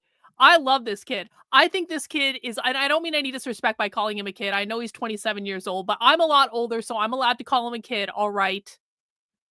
I fucking love this kid, and Piers Morgan is actually making me like him even more. Conclusions are fair and reasonable or not. That's it. Thank so I want you. to play you another clip. This is what you talk about why white people are justified in being racist. Let's take a listen to this. Mm-hmm. First, white people are every single bit justified in being racist. Every single bit justified, to the extent that that means going out of your way to avoid black people when you see them. You stand by Absolutely. that? You know what? It's funny though. It's like I obviously don't have kids of my own, and I'm never gonna have kids because I don't want them. But I feel like Nick is like my little brother, and I actually do have a little brother. But like I feel like Nick for me is like that little brother character where he's like a rascal and he gets away with shit and he says all this crazy stuff, and like there are times when you want to be like, Nick, what the fuck? But like watching him totally like watching Nick's whole generational run, I genuinely actually do feel very proud of him. And I feel weird saying that because I feel like it's condescending. I don't mean it to be condescending, but I am just genuinely I'm genuinely happy for him. I'm genuinely proud of him that like he broke through all the bullshit. I think it's so fucking awesome. And so yeah, I'm gonna call him a kid and I'm gonna say like I'm proud of you, bro, and like all this stuff. And even though it's a little weird, but like I don't know. It's just it's really cool seeing Nick win over and over and over and over and over again. And good for him, because how much shit did he have to put up with to be able to get to this point? Absolutely. So white people should go out of their way to avoid black people when they see them. Absolutely. They would be wise. Why? Because it's a lose-lose proposition. If you're Irina Zarutska and you don't walk the other way, you get stabbed to death and you die. If you're somebody else and you walk on the subway and you stand near a black person or something, maybe it's fine. It's a lose-lose proposition. So no, I think that white people have been beaten into submission, that we're afraid to tell the truth about it. And the truth is that when you go into these major cities like New York or Chicago, I believe she was in North Carolina, there is a menace, which is young, black, adolescent men. They're extremely violent. And we have been told that we have to pretend like they are every other person. We have to be colorblind to that. And we're supposed to go and be in the midst of all this danger. And I think that at this point, it's gotten out of control. You look at the BLM movement, they said that the reason that black people, are violent, or the reason there's crime, is because of police brutality, or redlining, or all these other things. They said we need to get rid of the police. We need to defund them. And a lot of cities did. A lot of cities like Chicago, for example, the police changed the rules of engagement. They don't chase them. It's not a felony if you steal a certain amount of merchandise. They won't chase them on foot. And now the city's totally up for grabs.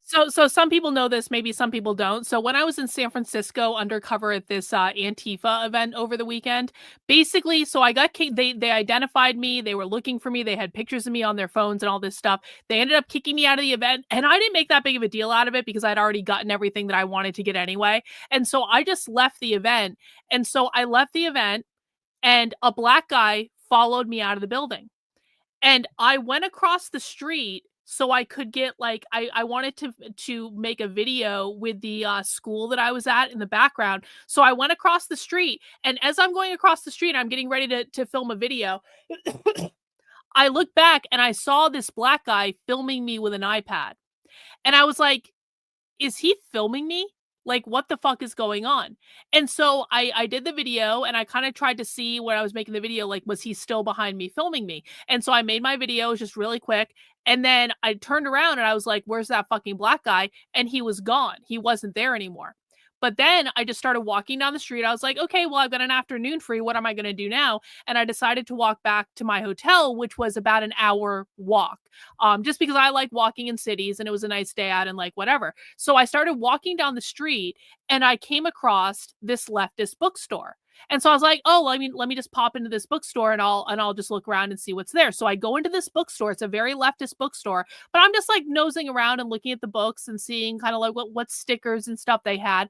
All of a sudden, this black guy comes in, like he had apparently that black guy had apparently been following me for blocks, came into the bookstore. So like he's filming me like kind of standing away. And then he comes right up and he puts his fucking iPad right in my face, had a big ass BLM sticker. And I'm like sitting there. I was on my phone, like on Twitter doing something. I didn't even realize he was standing right in front of me until I look up and I see he's got this iPad sticking in my fucking face. And I said, excuse me, what are you doing? And he just stands there filming me. I'm like, what the fuck are you doing? And so then I started yelling at him, and then he turned around and walked out, and I chased right after him. I was like, why the fuck are you filming me, black man? Like, I started yelling, and I called him a black man, and I chased him down the fucking street until he ran away. And all these people stopped, and they were looking at me and like, whatever. And so I turned around, and I'm like, what the fuck was that? And so then I walked back by the bookstore, and apparently the guy behind the counter in the bookstore had come out, and he's like, what did you call him? And I said, I called him a black man. And he's like, well, wasn't that a little bit out of line for you? I'm like, that asshole followed me blocks down the street, filming me just to harass me because he doesn't like my politics, but I'm racist for calling him black when he is just provably black. Yeah, I think that was uncalled for. I'm like, so you have no problem with him following me down the street to harass me and film me for no good reason, but you have a problem with me correctly pointing out that he's black? Yes. Okay. And I just walked away. I may have. I don't actually really remember what I said, to be honest. It was something to that effect. Perhaps. And now, whether you're in the Gold Coast or whether you're on the Mag Mile or you're in the worst neighborhoods in the city, you might get shot, you might get mugged, someone might run up on you. And I tell my followers, it is better to be perceived as racist or racist and walk the other way and maybe keep your life than to say, I'm a good anti-racist. I don't mind that this person's making me uncomfortable. Maybe he's looking a little froggy. I'm going to sit down because I'm a good person and get stabbed, mugged, whatever. And by the way, this is a strategy. They call it the friendly stranger. There's a crew of them. They do this in Chicago. They stand outside bars, black people. They approach strangers. It's a robbery crew. And they pretend to be a friendly stranger, and then they mug them. And stupid white people say, oh, hi, yeah, nice to meet you. You know, they grin, they laugh, they put up with the nonsense, and then they get mugged, or worse. True. Sometimes they get executed. Out And so of as a white interest, person, how do you feel about mass shootings at school?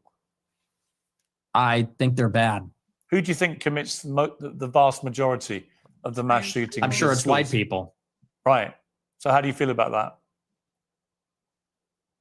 I think that white people do more antisocial violence. I think black people participate in more gang violence. I think that's the difference. What's the difference to the victims? There's no difference to the victim, but it's a different kind of crime. And it's a different proportion also. Do you know what percentage of white people are school shooters?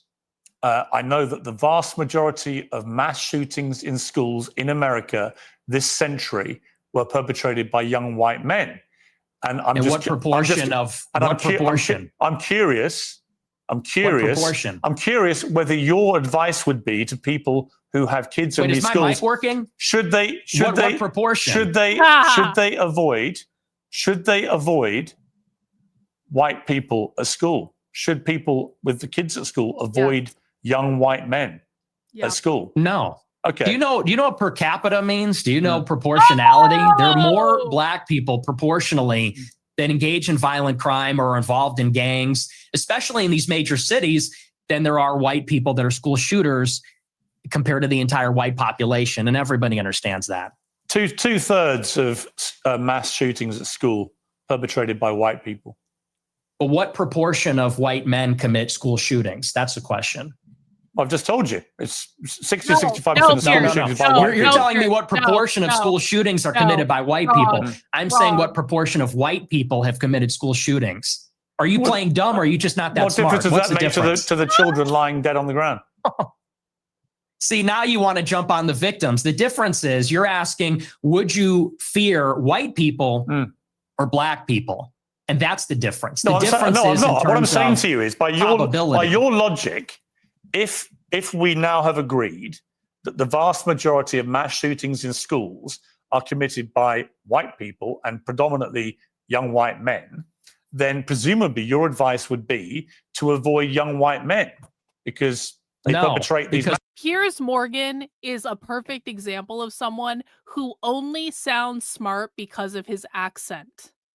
This is why it's so important that we have to listen to the content of what people say and not make assumptions based on how confident they sound or how posh they sound or any of that.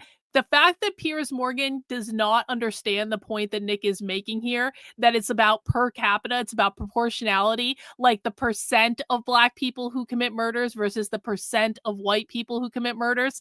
Like,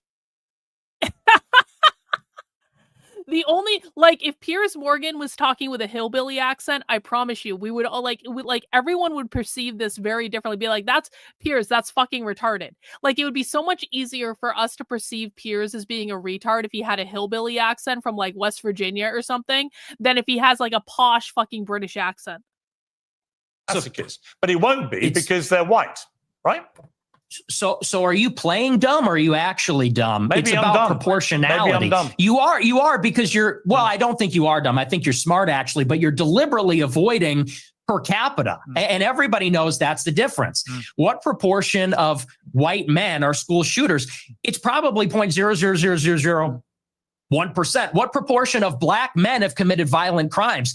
It's probably like 5%. I don't know what it is off the top of my head, but it's very high. And I would add to that, even as it concerns schools, why do you think parents pay a super high property tax to live in a school district where there's white people? Because they know that if they go to the black school, it's going to be the Bloods and the Crips. It's going to be gangs. It's going to be, you talk about school shootings. Nobody talks about all the school shootings that are committed by gangbangers in and around the school and all the other violence that's associated with that. I mean, these schools in the south side of Chicago, it's just not. I have an answer for you, Nick. So the proportion of the population who carry out mass shootings is actually the same for black and white. For white people, the proportion the proportion again, of the population. are you hearing No. No. So you see, What's I think the trouble with your statistics is a lot of them don't bear much scrutiny. We have a bunch of fact checkers checking all this in real time because you do have a tendency to just come out with a lot of old baloney. And so Piers Morgan has an entire team of people that's fact-checking Nick in real time. Can everyone just wrap their head around the fact of how insane this is? It's not, Piers Morgan can't just have a conversation with Nick. Piers Morgan had to put together a whole team of people to feed him his talking points in his earpiece because he's incapable of having an intellectual conversation with a 27-year-old. Wow. When you say, okay, well, it's true. And when you're confronted with reality, you don't like it. What's the figure? What proportion of white people have committed school shootings? With white people as the denominator and white people that have committed school shootings as the numerator, what's that percentage? For both black and whites, the proportion of the population who carry out mass shootings generally is about the same. No. Tell me the number, and then the only focus of your attention is on the black shootings, the black crime. You don't want to live around black people. You want to avoid black people. You don't want interracial marriages or relationships that may produce black people. And yet, when I point out to you that there are many parts of crime in America where actually there's a majority of white people that perpetrate them, you don't care. You don't have any interest in that. It doesn't exercise your mind. Does Piers Morgan live in a black neighborhood or a Muslim neighborhood? I think that Piers Morgan should be forced to go live in a Muslim neighborhood in London after this. I think that that's what he deserves. Maybe because no one's buying this. This kids. Argument lost. No one is buying this. Everybody understands per capita, and people can even see what you race ahead and say, well, we're comparing the proportion of white and black school shooters. I said, no, compare the proportion of school shooters that are white versus violent criminals that are black, because that was the basis of the monologue, is that you're very likely, if you encounter black people or a young black man in the city, that you're going to be the victim of a violent crime, of a robbery, a mugging, a car theft, a carjacking, or a murder. That's the difference, and it's about proportionality. And everybody sees past that because we all live in reality. You want to talk about product of your environment. People that live in New York, Chicago, LA, we live in reality. We live in this environment, and we see what it's like. And the threat, the danger, in terms of probability, it's not even comparable. And I would say this to your point. If you're in a high school and truly, if you see a white person who looks like a little autistic, he's got the SSRI scare and he reaches for a bag. Piers lives in Kensington. That's the most expensive fucking area in London. Piers lives in a very white, bougie neighborhood in London.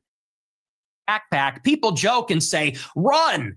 Similarly, if you see a jalopy pulling up with a bunch of black people in it and they got their pants around the ankles, you're going to run also. And I'm saying the same thing. The difference is the latter happens much more often. It's much more common. You know, in Chicago, there's like 10,000 carjackings and car thefts every day. It's in the thousands. It happens all. Because Piers is a good classical liberal and he doesn't want to be perceived as racist, because being perceived as racist is the worst possible thing that can happen. It's so pathetic, man. It's really pathetic. All the time. How many mass shootings committed by autistic SSRI white people?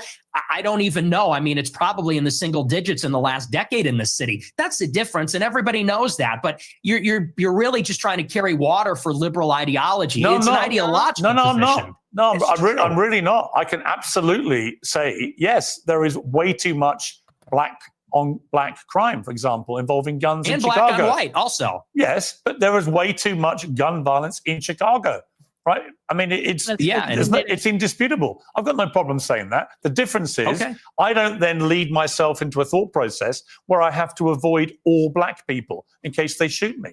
And you've already conceded that you are a racist. So when people hear you then say, I don't want to be living anywhere near black people, they already have heard you say, I'm a racist. So they assume you're doing that because of people's skin color. I don't think you would probably dispute that, right?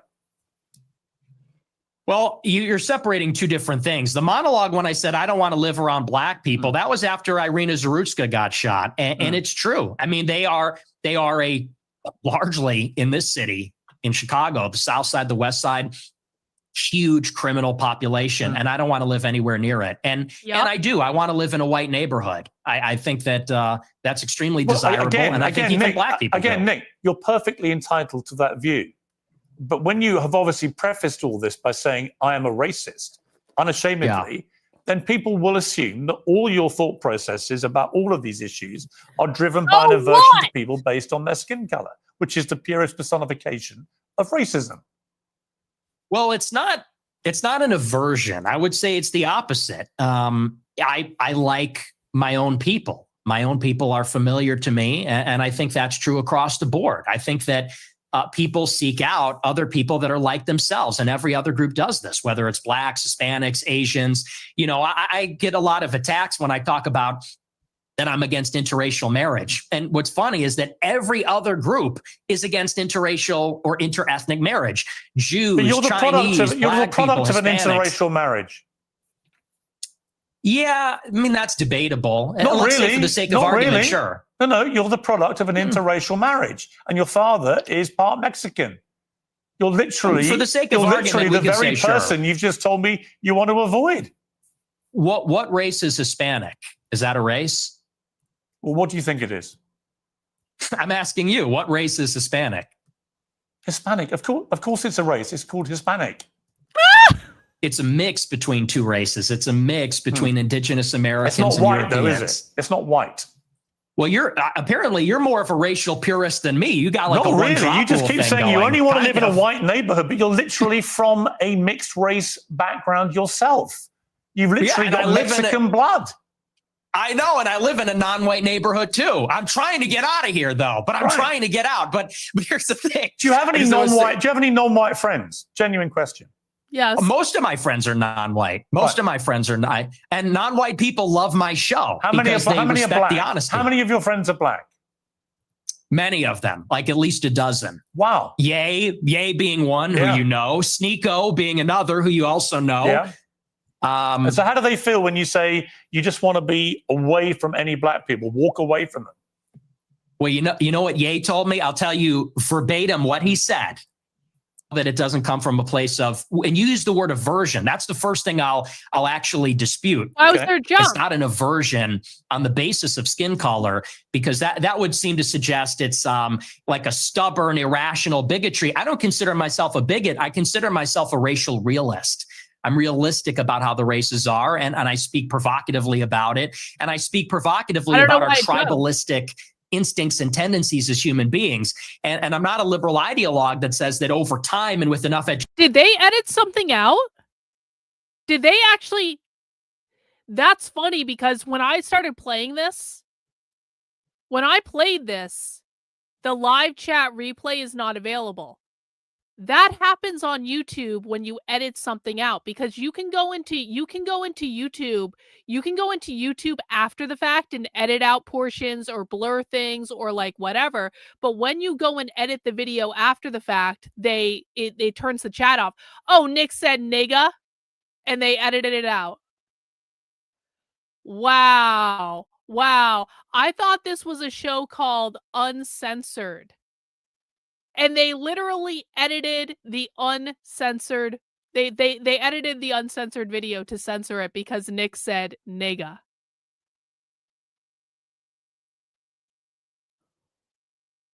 Wow.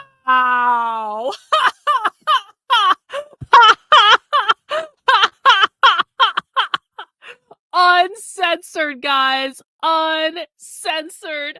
Okay. Nigga, please. Piers Morgan, face of utter bewilderment, time and again, is the best part of this entire interview. Yeah. All right. Education, we're all going to see this great brotherhood where we're colorblind and everybody's the same. I don't think that's ever going away. I think that race is real. It's not just skin deep. It matters to us and it matters to each other. And Black people know that, and Hispanics know that, and Asians know that. And people like me that have partial Mexican ancestry, we know that too. And I think on that basis, we can have mutual respect and understanding, not aversion based on skin color. The reason I use the word aversion is you literally said that you should walk the other way if you see Black people. That is an aversion to Black people based on their skin color. No, that's called economy of information. That's economy of information. That's safety. And I said in the same monologue, if you watch it, it's like, I feel sorry.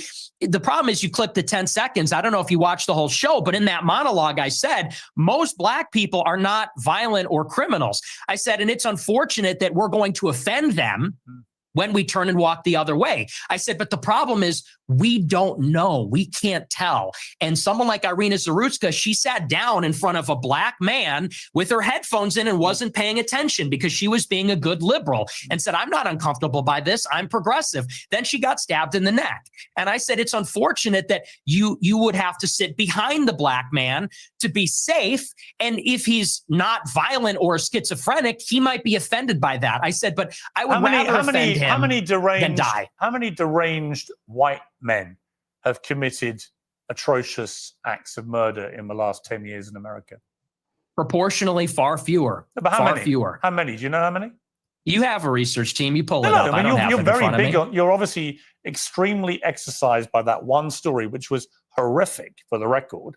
Absolutely horrific. And should never have happened. The person who perpetrated that evil act had a string of previous offenses and should have been picked up more, and it should have been amplified more. I completely concur with all of that. But I just suspect you have no idea how many white people have committed similar crimes, do you? No, because I know it's far fewer from experience. Okay. Because it's like you said. Well, and hang on. And I would add to that, Irina Zarutska wasn't the first one. That was also after Austin Metcalf was killed in Texas. Sure. After Carmelo how many Anthony times has it stabbed been him in the perpetrated neck. by white people? Well, hang on. Let me finish my point. But you're implying that white people don't do this. And my point to you, Nick Fuentes, is of course. Oh, I never said white people don't do it. Of course, deranged white people commit heinous acts. But you don't either know. No disagreement. You neither know nor care, or maybe both. Maybe you do know but don't care. You only seem to be focused on Black people who commit crimes. And again, if you hadn't prefaced the whole debate about racism by openly conceding you are a racist, I could read other connotations into what you've been saying. But once you've said, I'm a racist, and then you only talk about Black crime, I think people can watch this and they can say, yeah, he's a racist. And everything that he says about crime is driven through the prism of being a racist who judges people according to their skin color. Well, it's funny because it's quite on the contrary. And I said this in a similar monologue. You know, the problem is not that I wake up and I walk down the street and I see someone that doesn't look like me and it makes me angry. The problem is there's a pattern of behavior, which we've all seen. Blacks in America have become narcissistic, and they become narcissistic because they've been told they're victims of racism. They're victims of slavery. They've been told really there's no accountability. If they're rude, if they're inconsiderate, if they're criminal, they are told that they have no agency for their actions. They're being told if you act in this way, it's because the white man made you that way. It's because the system's rigged against you. And so we have been telling Black people this for a generation, so true, and now Malcolm. there's no So rules. true. Now they go, Thank you. and what we hate to see as decent people, not even as white people, but decent people, even Black people too, what we hate to see is rudeness, obnoxiousness, inconsideration, criminality, violence. And that's that pattern of behavior that we see all over social media, on So the just to body be clear, cam footage, you on don't like cops. you don't like black people who play the victim and are rude. Is that your position? I don't like that pattern of And behavior. who are of- narcissists? I see where this is going. Yeah, Are you're you ahead going of to me. turn this around on You're me? ahead of me, aren't you? Because when I said, Very what clever. black friends have you got? You said, I am Yay. kind of black, Yay. aren't I? no, not that. You said, Oh, yay I'm not also. saying you. I'm just saying your choice of black friend is Ye, who is arguably the number one black victimhood narcissist in America. Do you understand the problem? So he's Well, your no, friend. Andre. He's one of the very few black people you want to be associated Oh. with, but he's the epitome of what you just said you abhor about narcissistic black people. I disagree. I disagree with you, and I'll tell you why. I'm sorry. Is Ye running around shooting people? Did I miss the memo? He does this entire thing about crime, and then he's like, "But you are friends with the worst black person in Ye." I'm sorry. Has Ye been running around shooting people and causing chaos and making cities unsafe to be in? And like, because I don't think he's been doing that. Because Ye, if you've ever met him in real life, I have, yeah. Okay, well then you know he's nothing but polite, considerate. When Actually, I he was met very him- rude to me the last two times I interviewed him. He's Well, a but- supreme narcissist, and he's Well, also. you keep interrupting me. You're very rude. Are you black? I Because you're being very apologize. rude by I interrupting me right apologize now. to you. I'm giving you a hard time, but I It's okay. I You're do not want to giving me a finish hard my time. point. I do want to finish my point about Ye. What a day! He is a guy who, when I was with him, wanted to make sure that everybody was heard. Everybody felt included. He's actually a very soft-spoken guy, very polite. And by the way, not violent. When you look at all the rappers that are in the music game, many of them, especially from Chicago, drill rap, they're talking about killing people, shooting people, they gangbang. He notably, if you know about him, he got his start because he was a nerd. He wore a backpack and a polo, and he wasn't a gangbanger. He rapped about his feelings and girls and his dreams and his ambitions. So no, and by the way, he would tell me all the time, he doesn't even feel black. They make him feel not black because he doesn't do those things, because he's soft-spoken, because he's artistic, because he's a bit of a nerd or likes fashion. So I would disagree. He's actually not like that at all. But Okay. we're talking He's also a Hitler-loving anti-Semite. And we're going to take a little so good, commercial though. break here, and we're going That's to why I come like back him. and Yeah. talk about anti-Semitism and your views about Jewish people, and indeed what Yair said about the same subject matter. Wow. Angel Wow. Studios are back with a new must-see documentary Fast forward. Crowder last week. Fuentes. Let's just turn to anti-Semitism. In your interview with Stephen Crowder last week, you answered emphatically that you don't hate all Jews. Is that correct? That's your position? Yes. Okay.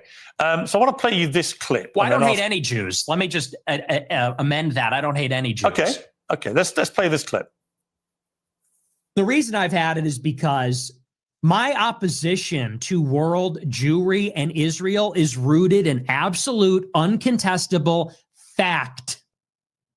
We have the truth on our side.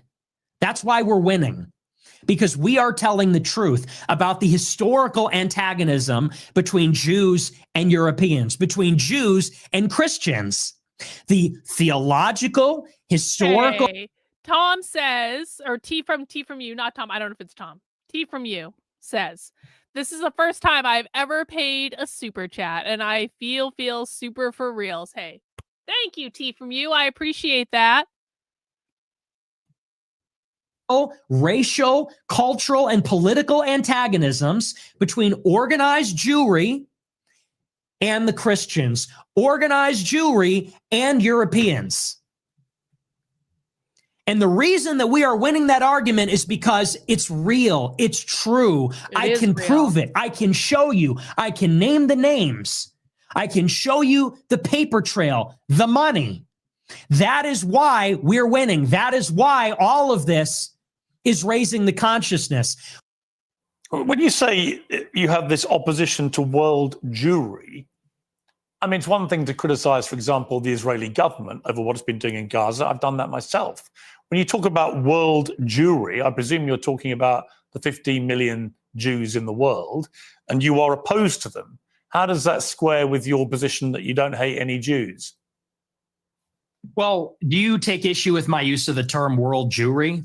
Well, what do you mean by that? Or do you take issue with it? Do you have a problem with that? Clarify what you mean by it. Well, it's funny you bring that up. The gaslighting's crazy because I use that expression on my show all the time. I say organized Jewry, world Jewry. And do you know that for like 30 years, the World Jewish Congress has an annual keynote called the State of World Jewry? Barry Weiss has given it. You can look it up. It's on YouTube. She gives the State of World Jewry address. But Nick, what do you mean by it? I mean, you have to talk about, there's a concept of Jewish peoplehood. It's the sense that they are part of a common nationality, a common tribe, a common people. And so where they reside in Israel, the United States or Europe or elsewhere, they see each other above or maybe on a different level alongside their nationality, their state, wherever they reside. If they're in Germany, France, the United States, they see themselves as part of a transnational nation, of an international nation. The Jews in America, the Jews in Israel, they identify as Israeli or American, but they also have something in common. They identify as part of a common nation, which I would say there's a world Jewish population. It's world Jewry. And world Jewry has representatives. There is such a thing as the World Jewish Congress, where they actually elect, it's democratic, all the local Jewish organizations elect representatives to represent proportionally the Jewish population in their area at the World Jewish Congress. And it's sort of like Davos. It's like the World Economic Forum, but it's exclusively for members of the Jewish nation that exists across the world. And so that's a real thing. And I didn't make that up, and that didn't come from 4chan. It's like I said in that clip, I read what they write. I read their books. I watch these speeches. I watch a speech from Barry Weiss. I pay very close attention. So that's what I mean by that. There is such a thing as it's a nation that exists across borders on a global scale. They're organized, and they have a national self-interest as that nation, as that tribe. So if you don't hate any Jews, what do you like about them? I like a lot of things about them. I think they're funny. I think they're smart. I think that they're pretty remarkable people. And as Christians, especially as Catholics, we say they're remarkable. And this has been adjudicated in Catholic doctrine for thousands of years. We say that they're a witness people. And so we actually, there's provisions inside of Catholic doctrine that says we need to give them special protections because they were a witness to Christ's passion. So, this is why you can't clip the show. You have to watch the whole thing. I say this repeatedly in interviews. I do think they're remarkable. By definition, they're exceptional people. It's just that there is a sort of natural opposition between them and Christians because of the theology. We believe that Christ is the Messiah. They don't. They have been a minority in Christian lands for thousands of years, and they have been pushed around and expelled, and they've been persecuted and segregated. And that's why there's a lot of paranoia. There's a lot of distrust. There's maybe some sense of chauvinism among Jewish people. So there is, like I said in that clip, there is an historical antagonism between these two peoples, between Christendom and Jewry, and that has always been the case in Europe. But I don't hate them, and I think I actually sort of understand them in a weird way. I think that because I've studied a lot of their politics, I think I really kind of know them in a way, and it doesn't come from a place of hatred. Do you have any Jewish friends? I do. I have many, yes. But that's weird because you said this. Jews and Christians have never been friends, ever. Not since Jesus Christ fought with the Pharisees have we ever been friends. Not since Saul was leading the charge persecuting the Christians. Not Thanks, since Matthew. the Roman Empire, not since the Appreciate it. Middle Ages. Never. We've never been friends. We've never been allies. We've always been set against each other, actually. And even here in the United States, it was communist Jews who were the architects of both communism and the civil rights laws that are dispossessing white Christians of their land and civilization. True. The Jews and Christians have never been friends ever, except for you and your Jewish friends. Yeah, so easy. As peoples, as nations. Got it. Not saying every individual Christian, and of course there have been Christians and there have been Christian converts to Judaism, Jewish converts to Christian. You're nodding your head, but you're asking this. I'm saying as peoples, they've never been aligned. As a Roman, I'm a Catholic like Okay. you, and I have many Jewish friends. I'm just trying to compute what you're trying to say, which is Jews and Christians have never been friends ever. And I'm like, well, you have Jewish friends. I have Jewish friends. We're both Catholics. Therefore, we're Christians. Sort of doesn't really quite add up.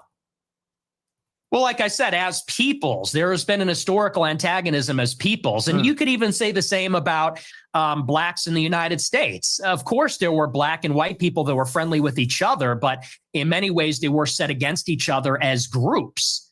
And I think that's easy enough to understand. The reason that many people think you're anti-Semitic is that you have regularly downplayed the Holocaust, and in particular, the number of Jewish people who were murdered by the Nazis. It's been said that you believe no more than several 100,000 have been killed. And I want to play you this clip. This part is great. People talk about, well, what about the gas chambers? Well, to the extent that that's real, I find that hard to believe, but to the extent that's real, there have been atrocities committed and genocides committed in all times and all places. Let's acknowledge why Hitler casts the long shadow. Because that confers a political benefit upon Jews. That's why. It doesn't really sound correct to me. Wait a second. It takes 1 hour to cook a batch of cookies, and you have 15 ovens, probably in 4 different kitchens, right? Doing 24 hours a day, every day for 5 years. How long would it take you to make 6 million? I don't know. It certainly wouldn't be 5 years, right? The math doesn't seem to add up there. You think that's funny? Yes. It's funny. It's amusing what you're doing because, that one was a joke. But do you want to talk seriously about the Holocaust? I do, actually. I do, because I just find it extraordinary that you would think the Holocaust could ever be something that we could joke about. Why, too soon? Is it too soon to make jokes? How many people do you think died in the Holocaust? How many Jewish people? I don't know. I'm thinking maybe 7 million. What's the number? 6 million, something like that. So you 8 million? You concede that 6 million Jews died in the Holocaust? Possibly more. Possibly, we're discovering all the time. So it could maybe even be more than that. So why have you doubted the number? We're discovering new people died in the Holocaust all the time.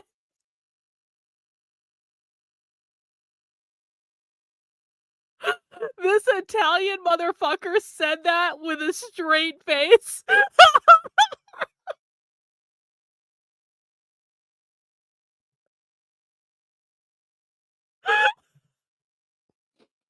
I need to watch that. It's just fucking great. Possibly more. Possibly, we're discovering all the time. So it could maybe even be more than that. So why have you doubted the numbers in the past? I'll tell you why. Piers totally doesn't fucking get it. That Piers Morgan has no fucking idea what just happened.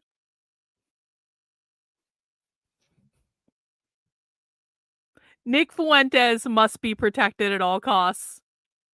I want Nick is much younger than me, and I want to live the rest of my life being completely entertained by this kid, and he will be a kid his entire I will always call him a kid because he's much younger than me. I want Nick to be around for years and years and years and years and years.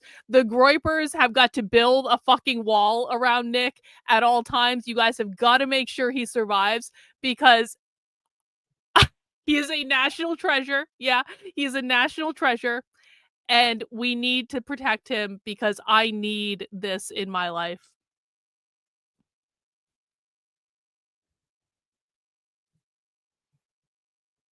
I don't know. I'm thinking maybe 7 million. What's the number? 6 million, something like that. So you 8 million? You concede that 6 million Jews died in the Holocaust? Possibly more. Possibly, we're discovering all the time. So it could be, maybe even be more than that. So why have you doubted the numbers in the past?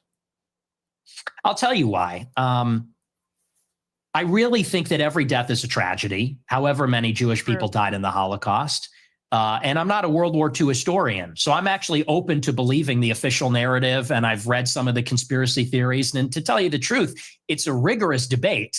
But what's interesting about this is in many countries, it's not even legal to talk about it. And that's really where my interest in the Holocaust begins and sort of ends, to tell you the truth, is that if you wanted to question the number, you would be put in jail in about, 17 or 18 European countries. And I think that's really the more interesting conversation, which is that this is almost like a religious dogma in the West. No other genocide, no other atrocity is treated like this. Could you imagine if in the United States they said the number of Palestinians killed in Gaza is 100,000, and if you don't say that, you're going to jail, you're banned on X, you can't have a job? That's the part that's totally insane. And a lot of people, they can't even make up their minds. I think it's actually done a disservice. If your goal, and I'm not saying you as Piers Morgan, but if your goal, if you're an advocate for awareness about this, if your goal is to convince everybody that this is the way the Holocaust happened, I think the last thing you'd want to do is say that everyone that disagrees is in jail and is banned and you're not allowed to say it. So there's really been no open debate about the subject since the scholarship started to be produced about 60 years ago. But there is no debate to be had about the number of people who were murdered. What are you talking about? Even the Nazis in the trials after the war confirmed the numbers. The amount of documentation that was recovered, notwithstanding the attempts by the Nazis to destroy it, the amount of documentation that was saved and preserved and used for trials and for historical record is unprecedented. If you've got so much fucking documentation, then the debate should be fucking easy. If you've got all the documentation in the... Listen, man. Listen. I have more documentation on the far left than literally any person on the fucking internet. There is no one... I would bet money on this. I don't think there's anyone in the country with the amount of documentation that I have about the far left. I will debate anyone at any time about the far left specifically, as long as I can use the documentation that I have to demonstrate the points I'm making. It's not even like, it wouldn't even be something I would think about. If anyone wants to fucking debate me about anything related to the far left, I will debate them in a heartbeat as long as I can use the video evidence that I have in my massive fucking archive of primary source documentation. I say this to point out the fact that if you really have all of this documentation on your side and it's oh so easy and there is nothing to debate about, then show up with the fucking documentation at the debate and argue every single point that people who question the Holocaust have intellectually. If you have the evidence, if you have the documentation, this is not hard. And just like Piers Morgan will never show up to a debate with all of his supposed documentation, there is not a single person on the internet that dares to debate me about the far left and face my mountain of documentation because they know I fucking have it. The reason that Piers Morgan won't show up with his documentation is that he doesn't have it. If you have the documentation and it's so obvious and it's so obvious that no one can be allowed to ever question it ever, then show up and have an intellectual fucking argument and refute every single point using the documentation that you claim to have. This should not be controversial. And to say, well, we don't even need to debate about it because it's already been debated. I'm sorry, fuck off. People can debate any ideas they want. They can have any intellectual discussions they want. They can ask any fucking questions they want. And if you want to contribute to the intellectual argument, then show up with the fucking documentation and contribute to it. In the history of mass slaughter of human beings. So we have a very clear idea of how many people were gassed to death in the gas chambers. We have a very clear idea of how many were starved to death, were kept in ghettos, died of disease, of forced labor, of death marches. We know how many Jews were slaughtered. It's at least 6 million. What's interesting to me is that you appear to now concede that, which may be news to a lot of your regular viewers who have constantly heard you quibble with the number of Jews who died in the Holocaust. And for the record, just to confirm what I think you told me, you do now accept that at least 6 million Jews were killed in the Holocaust. Well, no, I said it could even be higher than well, that. it could be higher. That is true. I think it's at least. But you accept at least. It is at least. Oh, it's at least 6 million. But okay. It could be 100 times more than that. Okay, the people are going to be. Let me respond to the rest of your question. Sure. What you're saying, I understand where you're coming from when you say it has been documented and there are confessions and so on. Let that speak for itself. But you don't see, your show is called Piers Morgan Uncensored. Yep. But the United Kingdom is censored and Europe is censored. And if you talk about these things, you will be put in jail in many countries. And I think that's where a lot of people start to say, well, if the truth is so clear and if there's such overwhelming evidence, why do you need to throw people in jail for disagreeing? And you yourself said, well, there is no debate. I think everything is debatable. I think everything at least should be debated. And if the evidence is very one-sided, let the evidence speak. Don't throw people in jail. So do you think that Holocaust denial laws should be overturned? I don't particularly agree with Holocaust denial laws. I don't think people should be imprisoned. Okay. Well, because I have a blanket view now, which has evolved slightly actually over the years, that I have a blanket view that speech should not be criminalized, right? People should be allowed to say what they want to say, and they should be then made accountable for what they say. If you have an employer, they can make a view about whether you are the right kind of person they want for their employment, as they would make a decision about anything else you do in life. So I actually believe that speech should never be criminalized, is my personal view. I understand why in places like Germany, they have strong laws about it because they want to move on from what they believe was the most shameful moment in their history. I understand that. Do I want that in my country? No. Am I appalled by what has been going on with free speech in United Kingdom in the last 2 or 3 years? Absolutely. It is ridiculous that people have been frog marched to prison cells for stuff they put on social media, right? So yeah, I do. I think what is more interesting to me about our exchange. At least I went to school in Boston. Boston University is in Boston. Boston College is not in Boston. So one of us went to a school in Boston, and it wasn't you. But I do appreciate the banter. I do actually appreciate that. I was not expecting you to go the opposite way. I was not expecting you to be so emphatic that at least 6 million Jews died in the Holocaust. And there'll be people watching this who I think will be very surprised by that, because you have built a reputation for being, if not a Holocaust denier, then somebody constantly questioning in a downward way the number of Jews who were murdered. That doesn't appear to be what your position is now. No, and here's what I would like to see for my entire career. When I started my show, it started with a good faith inquiry where I was questioning a lot of these narratives. And I said, what is the answer on the other side? But what I found is that the answer was criminalized. So when you would talk about anything regarding Jews, Israel, the Holocaust, you could be in favor of the official narrative on those things. If you went against, you were banned, censored, and in some countries jailed. And so I actually haven't made up my mind on that because that's not really a matter of interest to me.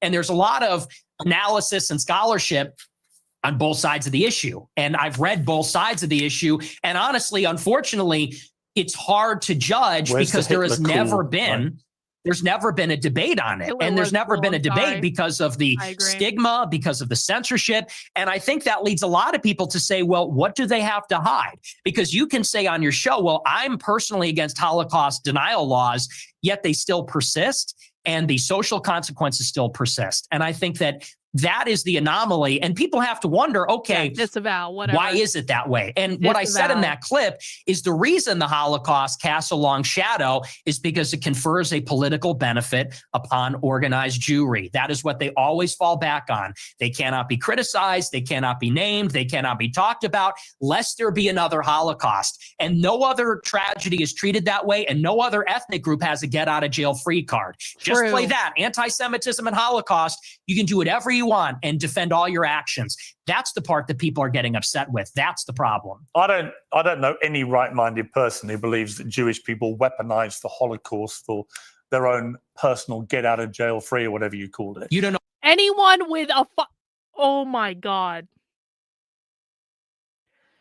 Earlier this year, there was an incident where a far leftist in Colorado threw a Molotov cocktail into a parade of Jewish people marching down the street being pro-Israel. And the leftist threw the Molotov cocktail into the parade, which obviously is horrible and wrong and violent and shouldn't have happened. And the Molotov cocktail hit an older woman, and apparently she got injured from it or burned from it or whatever. And and she survived and everything was fine. When the story was written up about the headline was Holocaust survivor hit with Molotov cocktail at pro-Israel parade in Colorado. She was framed as a Holocaust survivor. This is a woman that apparently had been going around giving speeches and talks for years about being a Holocaust survivor. So I looked into it and I said, what concentration camp was this woman in? Well, it turns out this woman was never in a concentration camp. This woman was never in Germany. This woman, I believe, if memory recalls, I would have to go back and look it up, but her family moved to Italy when she was like 2 years old or something like that. And they had this big fancy hotel in Italy. So they were a very well-off Jewish family in Italy running some fancy fucking hotel. And then the war started and then they left and they went to the Dominican Republic. She grew up in the Dominican Republic in a Caribbean fucking paradise. Never was in Germany, never was in Poland, never was anywhere never went anywhere near a concentration camp. But she was considered to be a Holocaust survivor because she was in Europe during the World War II era. That is now the definition of what a Holocaust survivor is. It's not someone that was in Germany. It's not someone that was in a concentration camp. If you were Jewish in the greater European continent during any time during World War II, even if you were never involved and never went anywhere near it, you are considered to be a Holocaust survivor. And everyone can fact check me on this. Just go look up the story. I talked about it at the time. I tweeted about it at the time. I may have gotten a few of the details wrong because it's just been a while, but that is the basic maison scent is that woman never went anywhere near a fucking concentration camp. She left when she was really young, probably didn't even remember living in Europe, and grew up in a Caribbean fucking paradise with her rich Jewish family. And now she runs around giving speeches saying she's a Holocaust survivor. So, listen, man. I don't know how a reasonable person can look at that and say, yeah, that's totally above board. Okay? Because that just doesn't make sense to me. I'm not suggesting that all Jews weaponize the Holocaust at all times, but we can't even have a conversation about whether or not the United States should be sending billions of dollars a year to Israel when we don't treat any other country like this without being declared an anti-fucking Semite. We are obligated to support a foreign power. Otherwise, we are deemed to be anti-Semitic. So don't tell me something's not being weaponized. I think any reasonable person can look at this situation and say, listen, I didn't give two shits about if someone was Jewish until I got told I was an anti-Semite all the fucking time for not wanting to support Israel. Oh, anyone that does that believes that? I'm sure there are some people that do that, but it's such a ridiculous generalization. You know, the truth is that most Jewish people have lost relatives in the Holocaust. In fact, I want to play you two clips. One is where you talk about Adolf Hitler. Hitler was a pedophile and kind of a pagan. It's like, well, he was also really fucking cool. So, you know, time to grow up. We're not children anymore. Am I right? Am I right? Am I right, boys? Am I right? Let's go. He was also really fucking cool. You regret saying that? No. Saying a fact? No, that's absolutely true. You think Hitler was very fucking cool? Yes, I do. One of them, and I'm tired of pretending he's not. Well, to be honest, this is the problem. You see, it's a bit like when you just say, "I'm a racist." You're a racist who thinks Hitler's cool, but you're not anti-Semitic. If you're a Jewish person watching this, what are they thinking? I'll tell you what they're thinking, because I've got a friend of mine called Danny Finkelstein, who, when he heard I was interviewing you, he's a Times journalist in the UK, very eminent journalist here, and author, who wrote a book about his own family's experiences at the hands of Hitler and Stalin, because you also told Tucker Carlson that you admire Stalin. But let's just take what Danny said here. Hi Piers, it's Danny Finkelstein here. As you're interviewing Nick Fuentes, you might try suggesting to him that he reads my book, Hitler, Stalin, Mum and Dad. It's called Two Roads Home in the United States. Since he says he's on Team Hitler, This is the most Jewish fucking thing I've ever seen. This guy blackmailed fucking Piers Morgan into playing a commercial for his fucking book in the middle of this interview with Nick. This is the most Jewish fucking thing I have ever seen in my life. you might like to ask him about the fact that Hitler arrested my mum, tried to starve my mum to death, did starve my grandmother to death, sent my great aunt to the gas chamber, my great uncle, my cousin. My grandmother on my father's side ended up being one out of 7 children, the only one that survived the war. So you might ask him whether he wouldn't rather be on Team Mum rather than Team Hitler. And as for celebrating Stalin's birthday, well, Stalin took my father, sent him to a state collective farm, sent my grandmother and to a state collective farm, sent my grandfather to the Gulag. You might try asking him why he doesn't celebrate Dad's birthday rather than Stalin's. It may all be a big joke to him, but he complains that he was 18 when someone tried to cancel him. Well, Stalin and Hitler arrested my mum and my dad when they were 10 years old. So perhaps he might like to reconsider his joke. No. See, that's the reality of your and that is, jokes, I'm sorry. And listen, horrible what happened to his family. All death is a tragedy. I'm not saying anything against that, but that is exactly the type of emotional fucking blackmail that people are angry at. We should be allowed to discuss any fucking topic we want. We should be allowed to make whatever jokes we want. Very sad story about him and his family, whatever. But the thing of it is, a lot of people have sad stories about things that have happened to them and things that have happened to their family. And if we made all our decisions based on sad fucking emotional stories instead of actually hinging into reality and looking at facts and evidence and data, it's like that is the type of a world a fucking woman would create, and I'm not down for that. And Nick's face, Nick's righteous indignation, like this is the most perfect freeze frame ever. Nick is showing exactly the right righteous indignation for this whole stupid fucking thing.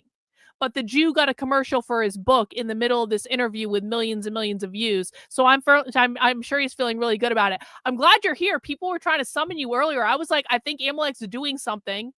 Maybe he has other things to do other than hanging out with us, although I can't imagine why you would have anything more important during my stream, why you would dare do that.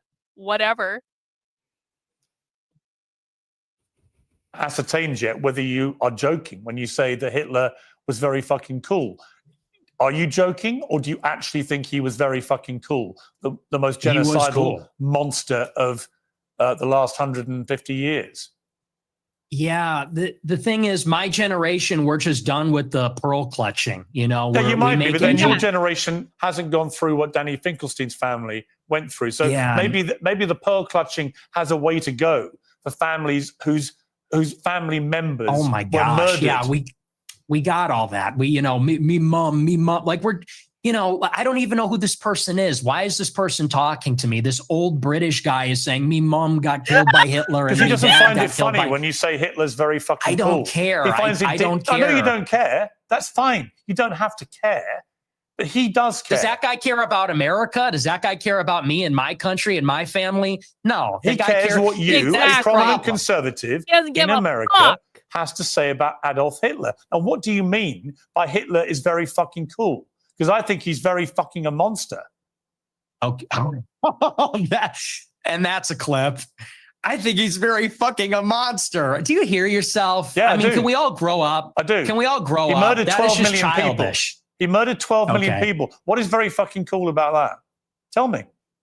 The edits, it's just cool. The uniforms, the parades, it's cool as a guy. You look at World War II and it's fascinating and it's interesting and it's compelling and it's cool. And, you know, we're just tired of saying these kinds of things. We want to talk like real people and give our honest opinions. And then we literally get an old Jewish guy from England who's going to say, oh, that's not very funny, How mate. dare Me you, mom sir? and it's like, How dare you? shut up. Like, you know, no one is in favor of genocide. So let's just get that out of the way. We're not in favor of a Holocaust or genocide. Do you think if half your family years had been, ago, you think if half your family had been wiped out by very fucking cool Hitler, you'd still think he was very fucking cool?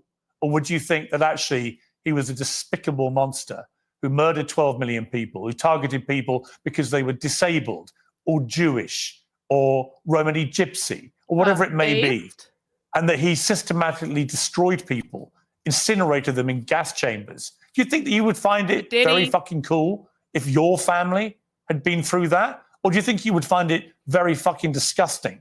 And perhaps moderate the number of times you laugh about it or want to joke about it or want to abuse someone like Danny Finkelstein, who's written incredibly powerful books about what happened to his extended family at the hands of the Nazis and your other hero, Stalin. See, my point to you, Nick Fuentes, is that in parts of this interview, you try to come across as moderate. The fact that Nick was able to keep a straight face, it's mind blowing. This is Nick's greatest performance of his career so far.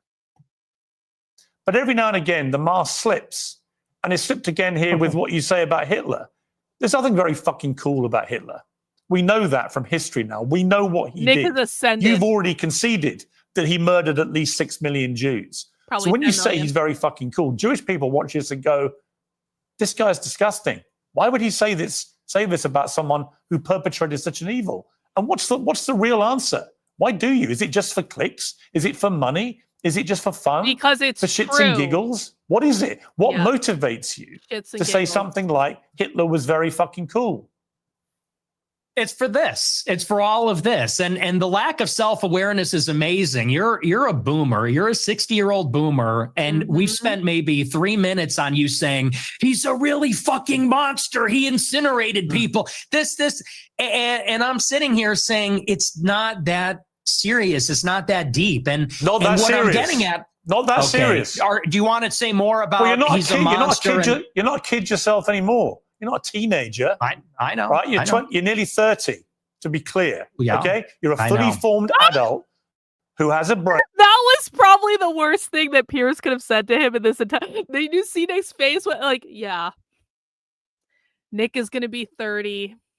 Nick is getting old. He's an old man. So, like, that was probably, like, of all the times that Piers tried to like own him in this interview, that was probably the one that Nick was like, oh. monster. You're not a kid yourself anymore. You're not a teenager. I know. Right? You're I know. You're nearly 30, to be clear. Yeah, okay? You're a I fully know. formed adult who has a brain, right? And at some stage, that brain has taken you off these rabbit Is this an warrens. interview or is this a lecture? Can I respond to what you're saying? I want you in to full? I want you to explain why you think it's fine Yeah, Uncle Nick. to say how fucking cool Hitler is and to dismiss the very powerful 90 seconds from a British journalist who lost a lot of family members to the Nazis in such a callous, dismissive manner. I don't think it's powerful. I think we've been hearing that our entire lives. Okay. The Schindler's List. Let's just be honest. The propaganda is over the top. We have been in America. What about and the Schindler's everywhere. List? Hey, Tell me hang on, about can the I Schindler's respond? List. Well, tell me about the Schindler's List. I'll tell you about it. We have been browbeaten as a people, as Americans, as Westerners for our entire lives. And you know what this has done? It has taken away any sense of pride, any sense of love for our own civilization. We have been made the villain in our own story. We have been made because, well, let's just be clear. It doesn't begin and end with Hitler is a monster. This has been the political narrative, which is why we have thrown open the borders. This is a political narrative, which is why we can't be a conservative society as a whole anymore, why we can't be proud of Europeans, why we can't be proud of being Christian, because they've told us if you're too white and too proud and too Christian, it's going to lead to a Holocaust. And so my generation, our entire lives, Honestly, it's true. And that's why people like me. That's why I'm popular, because this is bullshit. Honestly, yeah, it's a crock. We don't want to hear any more about me mom and me dad. That's a crock of shit. No, listen. What you just said is a crock of shit. And you it's know true. it. It's called the open society. In your gut, you know it is. You weaponize this stuff. You know. You weaponize this stuff for money, but you know when you say something like what you just said. I'm banned from banking. I'm banned from banking and credit cards. You know who you're talking to? Yeah, I do it for money. and by the way, how much money you make? Your company's worth $100 million. Your company's worth $100 million. I was banned from Bank of America. And you shouldn't I'm have banned been. from processing credit cards. And you shouldn't have been. But I am. So don't tell me I'm doing it for money. Well, ask me my opinion about that. I'll tell you shouldn't have been. Right? I don't agree with that. What happened to you? Then don't say I'm doing it for money, because you know that full well, and you say it's a How grift. much money? How much if money I wanted are to be you? a grifter, I'd be like you, How and much I would money go are, and say, how much money are you making? I'm making a lot of money now. Yeah. Now that I'm the number one live. Listen, man, I hope everyone. Hang on, that's a bad freeze frame for Nick. That's much better. Okay, we don't do Nick dirty on the freeze frame on this show. I want everyone to be paying attention to who is sharing that report about like all of Nick's like Twitter engagement is botted. That stupid fake report that just came out, because that company that put out that report has put out a number of fake reports. They were the ones that put out the Christ is King is anti-Semitic fake report, like, you know, several months ago or whatever. And so just pay attention to all of the fucking influencers who are sharing that report, because every single one of them is a bought off grifter. And it's just about money. And it's very, very clear when you look at people's like anyone pushing that report. I don't care if they're your favorite fucking person. I don't care if you have to understand that these people are paid to lie to you. And they rely on the fact that you don't look beyond what they're saying. You don't actually read the report and actually think about it critically. You don't look for contradictory evidence. You don't just go directly to the primary sources and look at it yourself. They rely on you being busy, not lazy necessarily, but busy and not inclined to go deeper. So you have to look for these signs. Anytime there's like something like this, you have to put every single one of those influencers on some sort of list and know that every single fucking thing they're saying to you is fake, because they're getting paid to say it. And even if they have a nugget of truth every once in a while, because a broken clock is right twice a day, that does not negate the fact that they are paid to lie to you by their masters, and therefore every single thing they say should come into question.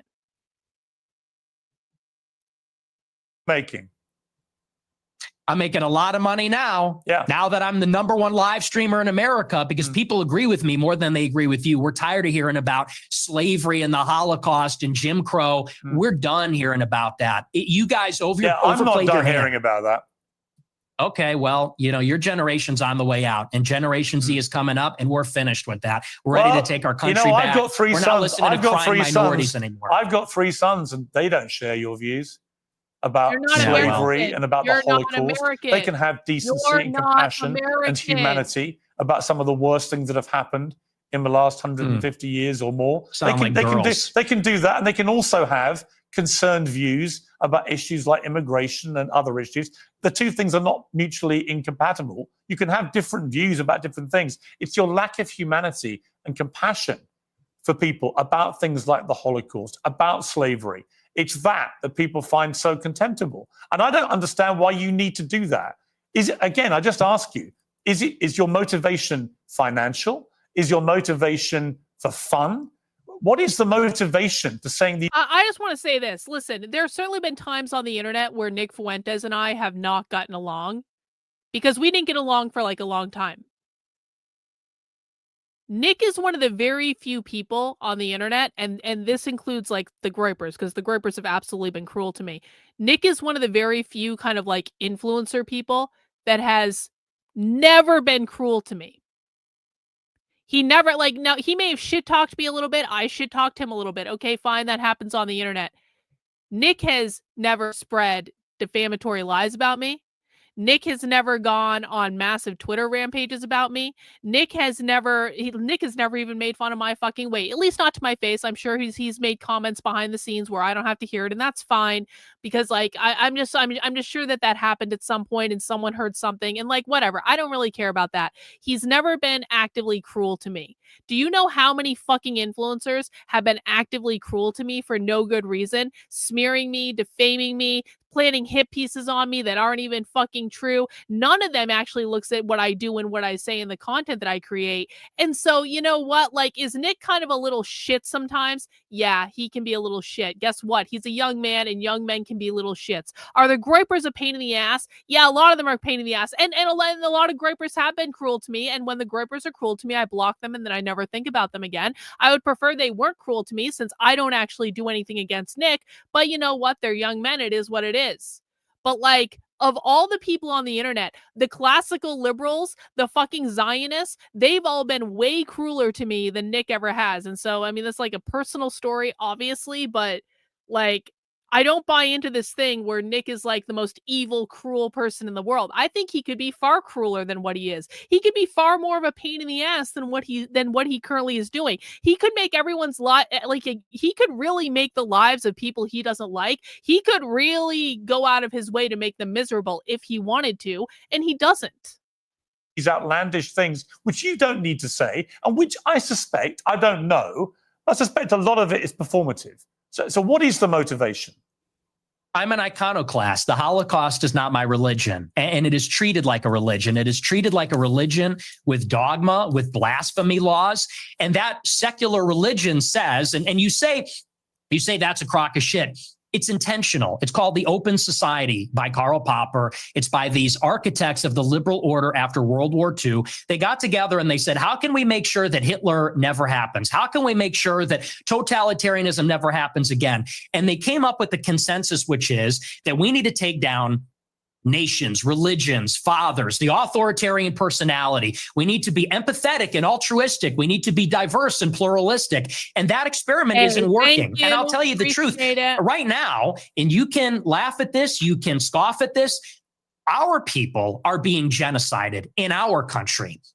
50% of the live births in the United Kingdom and in the United States are non-white. In 100 years, my ancestors, your kids who are so empathetic and compassionate, they're going to be a minority. They're going to be a minority in maybe a Muslim country, an Indian country, an Hispanic country. And these Jewish people that are 100 years old talking about my grandparents and the Holocaust, they don't care about that. Actually, they like to see it. At the SPLC, they're literally counting down the days until whites are a minority in America. So forgive me if I don't believe them when they talk about compassion. There's a genocide going on right now. It's not against the Jews. How many Christians are there? Gaza, it's against How many whites. Christians are there in the world? Like me, 1 point some billion, yeah, 2 billion. How many Jews are there? 15 million. Okay. So with a straight face, you're going to tell me the world is being overrun by the Jewry, by 15 million people, when there are over 1 billion Christians. There is a genocide of Christians like poor old Nick Fuentes going on at the hands. That's because Christianity is a Jewish psyop. Just saying, Christianity is a Jewish psyop. Christianity was created by Jews in order to control non-Jewish people. Christianity is a Jewish psyop. I'm just saying. Of these 15 million Jews. Really? See, this attitude is why you're losing. When you say, who am I losing to? White people, who am I losing to? White people. Who am I losing to? You're seeing it. Mass migration. Oh, you're losing to me. We are losing as a civilization of mass migration. And here's the difference. In Israel, they have my politics. In Israel, they want to maintain a Jewish majority. If they had it their way, it would only be Jewish people. They're fighting like hell so that Jewish people can have as much territory, a Jewish state. They can be proudly Jewish in their own land. Whereas in America, we are being besieged by 10 million illegal immigrants in 4 years. And then whites and Christians are going to be the minority. And that's true in Canada, Australia, all the countries in Europe. So you could say there's 2 billion people, but what's the proportionality? What is the percentage of people being born that are white? Where's the arrow pointing? Where are we going to be in 50 years? In 50 years, there might be in Israel. In 50 years, there isn't going to be a white Christendom. You don't believe people should get married, right? I think people should get married. I'm a Christian. You're basically anti-marriage, really. You've talked about this. What are you talking about? Are we done talking about white genocide? Well, I'm coming to the. Nick, one of my favorite Nick rants of all time is when Nick tells people, it was the one he did where he was like basically bemoaning the fact that it's time to grow up and get married and start having kids. And then you have to let the wife redecorate the house in Pier 1 imports or something like that. And he was really unhappy about it. He's like, this is a somber and serious thing and we have to do it. And we don't want to do it because we don't like women and they're going to take over our home and change everything. And like all this, it's like one of the best fucking Nick rants ever. I'm coming to the same part because you seem very resistant to the idea of marriage. You've never got married. You've talked very scathingly about henpecked husbands. Just take a look. That's true. Guys get to a certain age and they're like, you know what? Women suck. Like they're talking too much. They're not hot anymore. Like you're fat, you're chubby, you're not as hot as you think you are. You fucking talk too much. You're a bitch. So we'll obviously get to the brazen misogyny part of that a little later. But I'm just curious. On the one hand, there's this terrible genocide going on of white people. To be fair, men, you gain weight too. You all get bellies and it's adorable. And women don't love you any less, even though you gain weight, because it's just the way it goes. And by the way, I'm just going to say this. Everyone needs to accept the fact that Nick is going to get fat. Nick is Italian. Nick likes Italian food. Nick basically wants to marry a woman just like his mother, an Italian woman that can make him Italian food. Nick is going to get fat. And he doesn't like working out. And he wants to eat whatever the fuck he wants. And that's fine. You can, listen, Nick is getting to a certain age, guys. I remember the age that I got to when I stopped being able to eat whatever the fuck I wanted. And then all of a sudden, one day, I just woke up and my entire body had redistributed itself to like a new normal. Because there's something that happens when you get into your late 20s. Like the metabolism's going to start slowing down. And Nick is going to get fat. And everyone just needs to accept this. And we're not going to love him any less, even if he has a belly. And it's going to be okay. I'm just saying. Dr. K, I hate the gotcha questions like how many Jewish friends do you have, how many black friends do you have, etc. It's creepy. And it comes off like they're testing a person to make him sound like a serial killer. He is trying to make him sound like a serial killer, isn't he, Jen? Thank you. I appreciate it. On the other hand, you want people effectively to stop going near women because they all turn out to be so ghastly. So they shouldn't presumably procreate. So how does that work? I mean, aren't you with your rhetoric actively encouraging? Hey. Listen, you've had your moments as well, my friend. And you weren't any less devastatingly handsome when you weighed more. I'm just saying you weren't. So relax, okay? You can eat carbs every once in a while. It's not like it's not going to be the end of the world. Men not to associate with these ghastly women, therefore not have any more children. Therefore, you are contributing, Nick Fuentes, to the diminishing white population. I'm confused. He lost a bunch of weight. Real. I tell my followers to get married all the time. I tell them that it's best for everybody to get married. And I think that's the only way that you can have sex. I think that's the only licit way as a Catholic, as you know, to have sex is within marriage. Why don't you get married? Sex. I'll get married later. It's been difficult for me because people are shooting at me at my house. I don't know that I don't want to have kids and a wife. You know, my wife would be screaming about that. Me, you know, I have to be able to take risks and be able to say these things. It's difficult to bring a family into a life that's like that. But for my followers, I tell them to get married. But what's happening with women? You literally just told your followers, well, hang on, in that clip, you literally told followers, women, they get old, they get fat, they get ugly, they get very annoying. So where's the incentive to get married to women? There isn't one.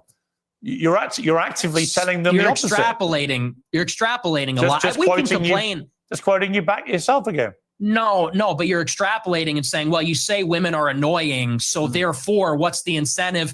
We have to do it in spite of the fact that they are annoying. We have to do it in spite of the fact that they talk too much. We can get them to lose weight. We can put them on peptides. We can get them to the promised land, but it's going to be Do you think this view of women may be why none of them want to go near you? Bro, you should see. Bro, have you seen the women on TikTok going after Nick? Because it makes me very uncomfortable. Like all the women that are flirting with Nick via TikTok, like I don't like it. I really don't like it. It's disturbing to me. And they need to stop. They need to leave him alone. No e-girls, not even once. Thanks, little miss. I've been a nice 138 pounds since high school. I even got some short. Well, you know what? Fuck you. Fuck you. And fuck all men who can eat whatever the fuck they want and never gain weight. It's awful and it's unfair, but I appreciate you. Thanks so much for the super chat. Nick is hot. I'm sorry. Like, again, and I'm much older than him. I view him like a little brother. I'm not saying I want him or anything like that. Obviously, that's not what I'm saying. But he's that kid, like, he grew into himself, man. Nick is good looking. He's funny. He's put together. He has money. You think Nick's not going to be able to find a girl? Please. In my DMs, it is quite the opposite. They're called the Groybettes, and I'm actually batting them away.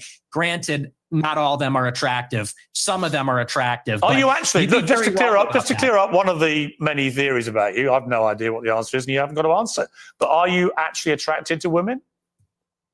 I am attracted to women. You're not gay? No.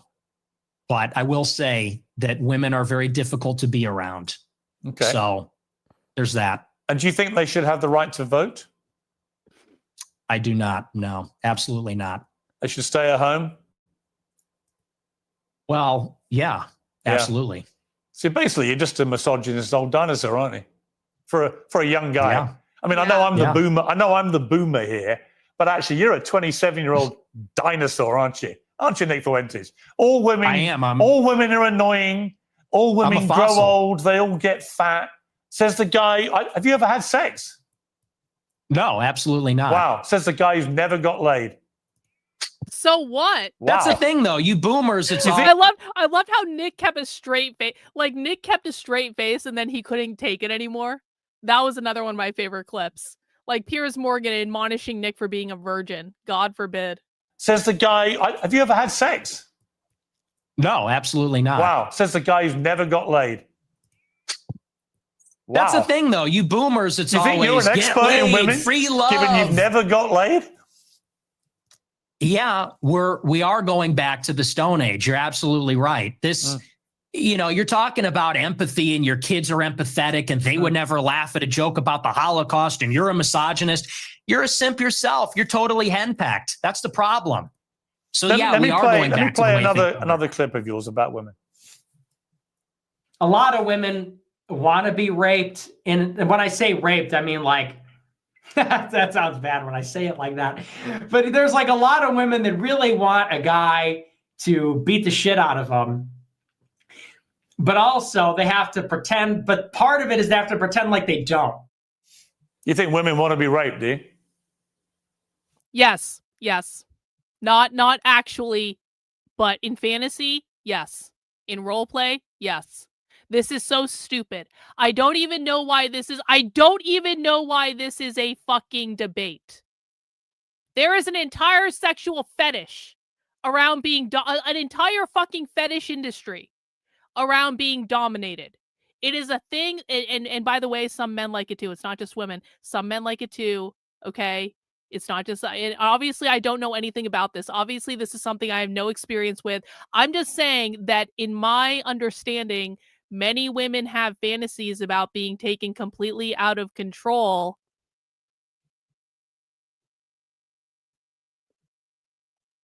That's what the studies show, Piers. That is what these statistics But that's what say. you believe, They is have it? fantasies. They have fantasies about it. I don't think that they want to actually get raped, but there's a study out there. Get ready for this. It says 62% of women have rape fantasies. And if you read anything that they're reading, if you watched what they're watching, what do you think 50 Shades of Grey is about? What do you think Twilight is True. about? Exactly. I mean, that's just true. Exactly. You think women want to have the shit beaten out of them, as you said? Sometimes. Yeah, and it's very disturbing, but it's true. It's wrong. Do you think your views on women might change if you actually ever had a relationship with one or had sex and actually had a proper relationship? I mean, people say the reason you're so angry about women is you're basically an incel. Piers has never heard of BDSM. It's like, I don't even know what to say. Well, I'm not angry about it. You sound very angry. You sound very, very angry about women. I'm passionate. It's an issue You're I'm not passionate passionate. about. You're sounding very bitter about women, as if women have done a terrible disservice to you. But when They talk you don't about have relationships, tampons. you don't have sex. When are they doing these terrible things to you that's made you so hateful towards women? I'm really curious. Was that? I don't think that was a hateful clip. I think I was Maybe. laughing. I said they want men to beat the shit out of them, and that's just true. I mean, when you look at the state of modern women, all they do is lay in their bed, doom scroll. They're Hey, some of us do more than I'm not modern though, I'm old, so I guess I don't count. Thanks for the super chat, Jen. It sounds like Morgan's kids have never seen a Mel Brooks movie, which is sad indeed. Indeed, Jen. Thanks for that. filling out. They're getting a little fat. It is what it is. I don't know what the average weight is, but they're getting a little heavy. And any guy that is playing the field these days will tell you that. I mean, and I know a lot of the Chads. I am an incel. I'm friends with a lot of Chads like Bradley Martin, Clavicular. They agree with me. You know, there's sort of like this alliance between the guys that don't have sex and the guys that get the most sex. We know what women are about. It's the guys in the middle. Guys like you in the middle. It's the beta male orbiters that say, she's amazing. You're a misogynistic pig. Because I don't know what that is. I guess well, come on, let me explain to you what I think it is. I think when a 27-year-old guy who's never got laid, never had a meaningful relationship with a woman, says that women shouldn't be allowed to vote, they should stay at home, that all they do is fantasize about being raped and being beaten up. That's what they want. All they do. That they're annoying, that they get fat, that they get ugly. Women are annoying. That's a misogynist. Now, you may not understand it because your knowledge of women is so incredibly tiny, but actually you are the embodiment of a misogynist. It couldn't be clearer. And if I was in a way, you have the deep-rooted misogyny of some of the actual boomers I know. Yeah, here you are, 27 years old. And most of the... Piers Morgan sounds like a massive fucking pussy in this interview. And I don't know how he doesn't realize that. Current studies show that a lot of men are really disenfranchised from society, no longer have physical relationships with women if they've ever had them, never associate with women, and build up instinctively misogynist views about women. And I fear you're in that position.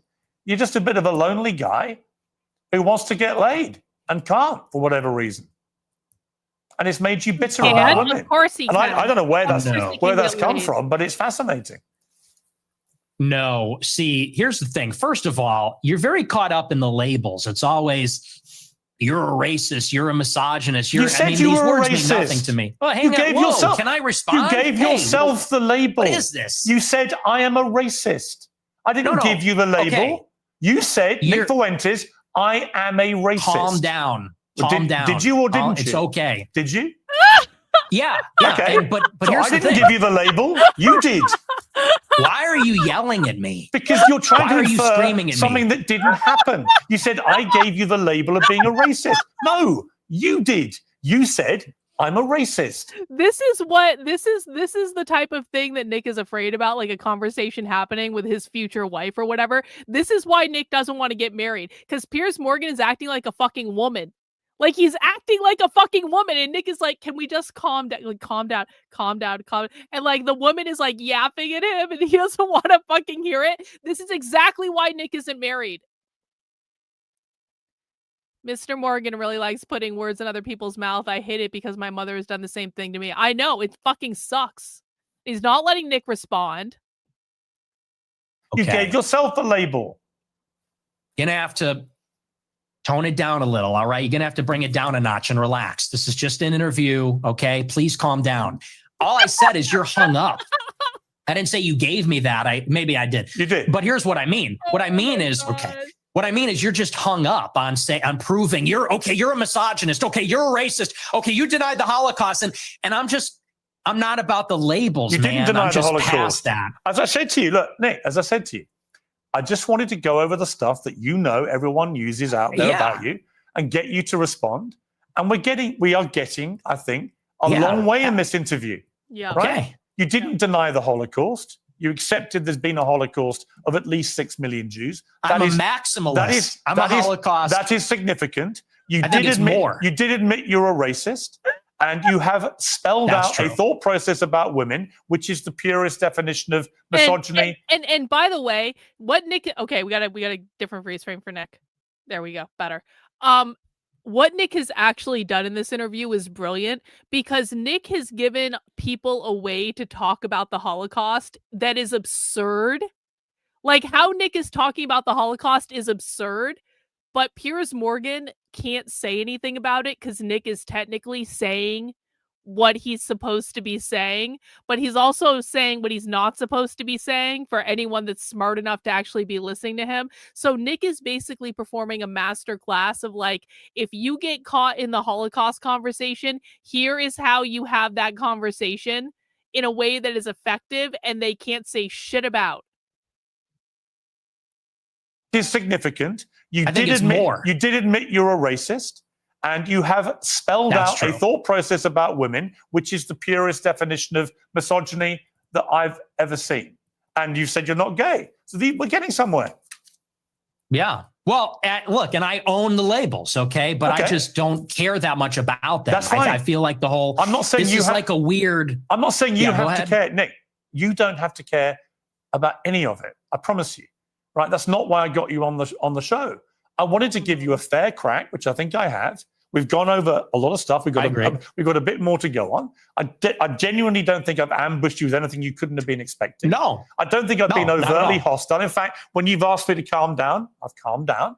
I don't want to have a hostile, angry, shouty match with you. I simply want you to spell out exactly what you've meant about all these things, and people can then be the judge of them. So let's take another break, and we'll come back and talk about Donald Trump, Tucker Carlson, Candace Owens. Let's take it. In 2017, the same year as Trump was inaugurated for his first term in office, you supported him at that time, but you've grown increasingly disillusioned, I think it'd be fair to say. Let's play a recent clip from you about Trump. We played this game in the first term. We're 10 years in. And you still have these people, I hate to say it, but they're just like in denial. And they're like, okay, everybody, let's all go on Twitter and let's tell Trump, don't screw over your voters. Okay. Hey, Trump, don't hire John Radcliffe in the CIA. Like, what are we doing? We lost. It's over. The time to make demands was during the election when he needed the votes. He's a lame duck president. He doesn't need anything from us. He's not even on Twitter. He's on Truth Social. So what are you talking about? We're going to all rally and tell him, don't hire yet another neocon? Now, over the weekend, you posted this out the on tampon X. You said performative cruelty is the perfect phrase. Did they take out, because people have been talking about this tampon part. I haven't actually seen the tampon part. Did they edit out the tampon part? Wow. I have to go find a clip of that now. to characterize the Trump admin and the mood of the MAGA movement. In order to compensate for his compromises and failures, Trump has to fall back on mean-spiritedness to appeal to the basest instincts of its followers. It's really sad. I mean, do you think you're the best person, Nick Fuentes, to lecture people about performative cruelty? Why? Are you accusing me of being cruel? Is that what that is? Yeah. How am I cruel? You're cruel about black people. You're cruel about women. I mean, you're cruel about a lot of people, and you're very performative. Okay. I don't think I'm performative. If anything, everyone else is performative. I'm authentic. You know, whatever you want to say about me, it's real. It's from the gut. But yes, I do think it's performative. And what I mean by that is, you know, when they're doing the deportations, they know the deportations are not where the base wants them to be. They deported, the figures are disputed, but from my data, it's 300,000 in the year, which is not a massive deportation. They know the base is unhappy with that. So what do?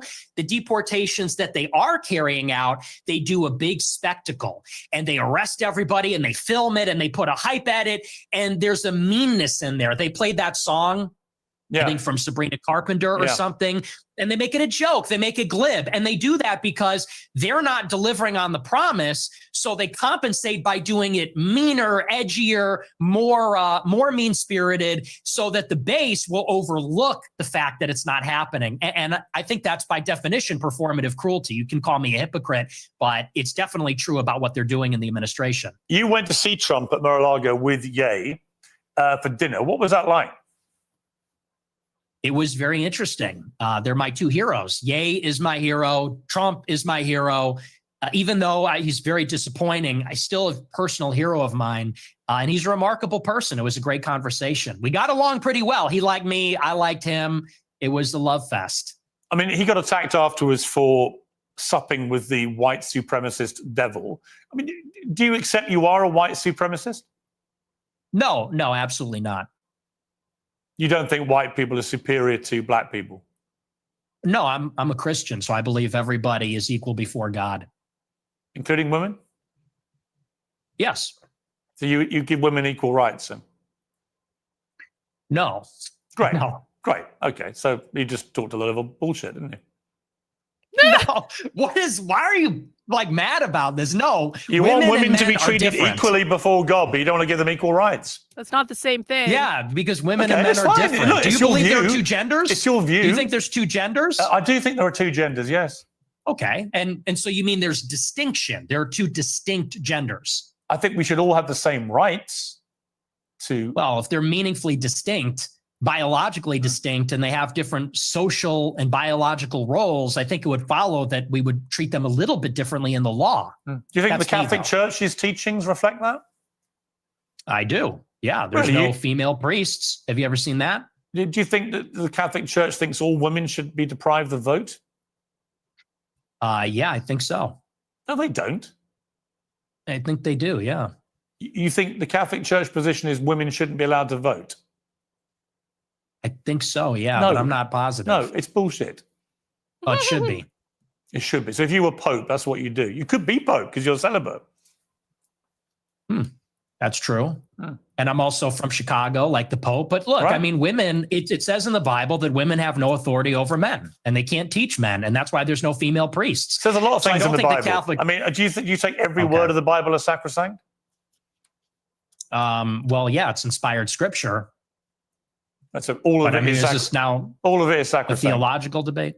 Well, it is Catholic doctrine that women should not lead and teach. I mean, you're not interacting with what I'm saying. Why can't women be priests? They should be. What? Okay, well, you're not Catholic. That's not a Catholic I am position. Catholic. Many things I disagree with the Catholic Church. Okay. Well, that kind of is contrary because the whole basis of being Catholic is accepting. It's accepting the authority of the pontiff. You can be a member of a religion and disagree with parts of that religion. Perfectly reasonable.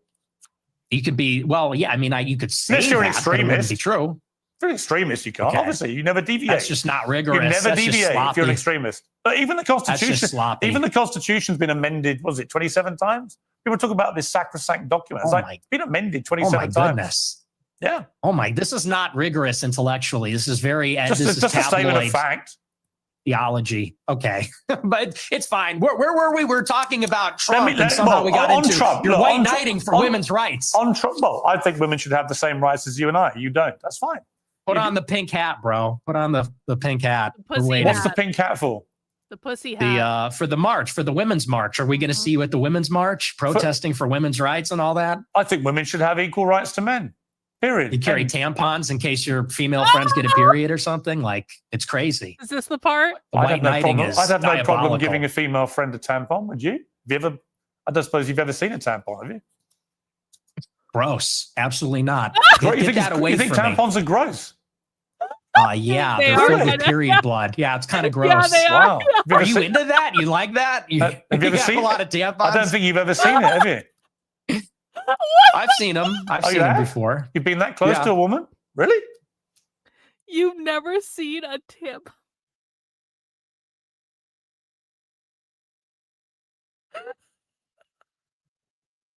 What the fuck is this?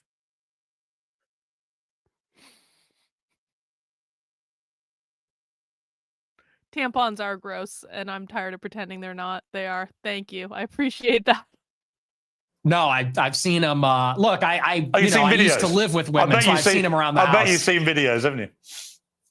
What?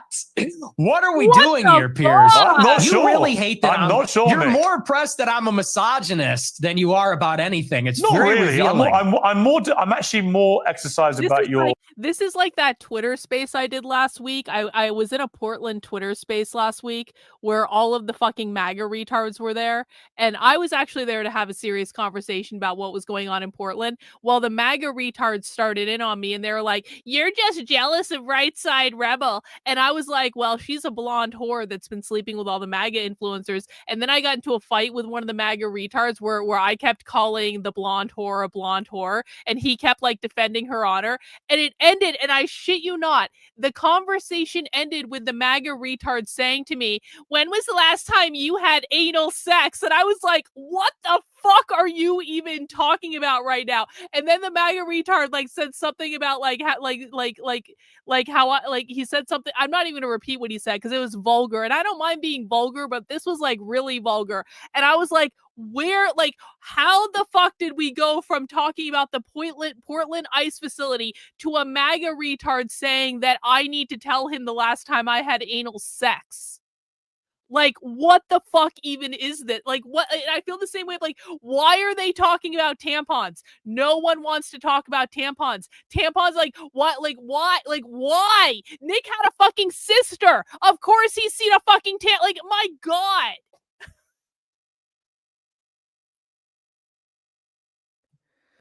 Thanks, little miss. Crazy note I had last night. Run for my daughters yesterday. This is killing. Yeah. This is pretty rad. I appreciate that. I appreciate it. Thank you for the super chat.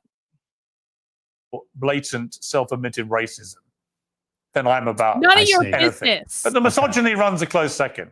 Let me ask you about Tucker Carlson, because you had a long sit down with Tucker Carlson in which he was oddly, I like Tucker. We got on well. I was with him last week in London, but he gave me a harder time than he gives you. And then afterwards, he was more critical. And then you said this about Tucker. He's a handler. He handles people. That's what he does. He's a fucking liar and a handler. He goes around telling people, "I don't know anything. I don't know. Oh, I know nothing. I don't even have a phone. I am just a clueless tourist. I just travel to all these countries and, I don't trust him. And I don't care, maybe that alienates me from people in the conservative movement. I don't care. I'm not going to be a part of it. I'm not going to be a party to whatever that is. Whatever that CIA bullshit is, I'm not going to be a part of it.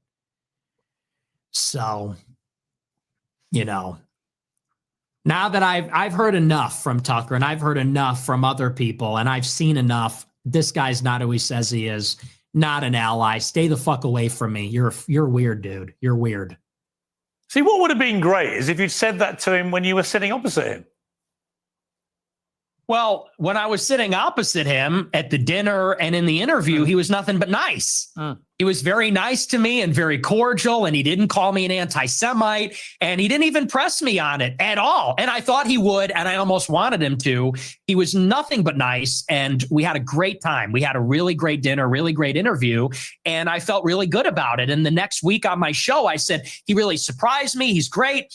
And then every interview he's done since, all he does is call me an anti-Semite. He goes, well, I hate his anti-Semitism, and, I wonder why people like him. And so I just think that's two-faced. So after that experience, it kind of turned me off. I didn't like that, but he's going to do what he's going to do. He's still a nice guy, but I think he's two-faced. What about Candace Owens? You had a sit down with her. She called you out on a few of your more incendiary comments. You've been attacking her quite virulently recently. What's going on there? Well, it's me and her. We're so complicated. We're on and off. It's very passionate. I was just going to say that Nick should say that Candace is in love with him, which is true, obviously. Latrina, Tucker is a heat sink for right-wing animus. Beware. Yeah, I don't really know what to think about that. I don't know what to think about all that. See, this is the benefit of me not being relevant on the right. Like, I can basically say and do whatever the fuck I want, and I don't have to worry about who to trust.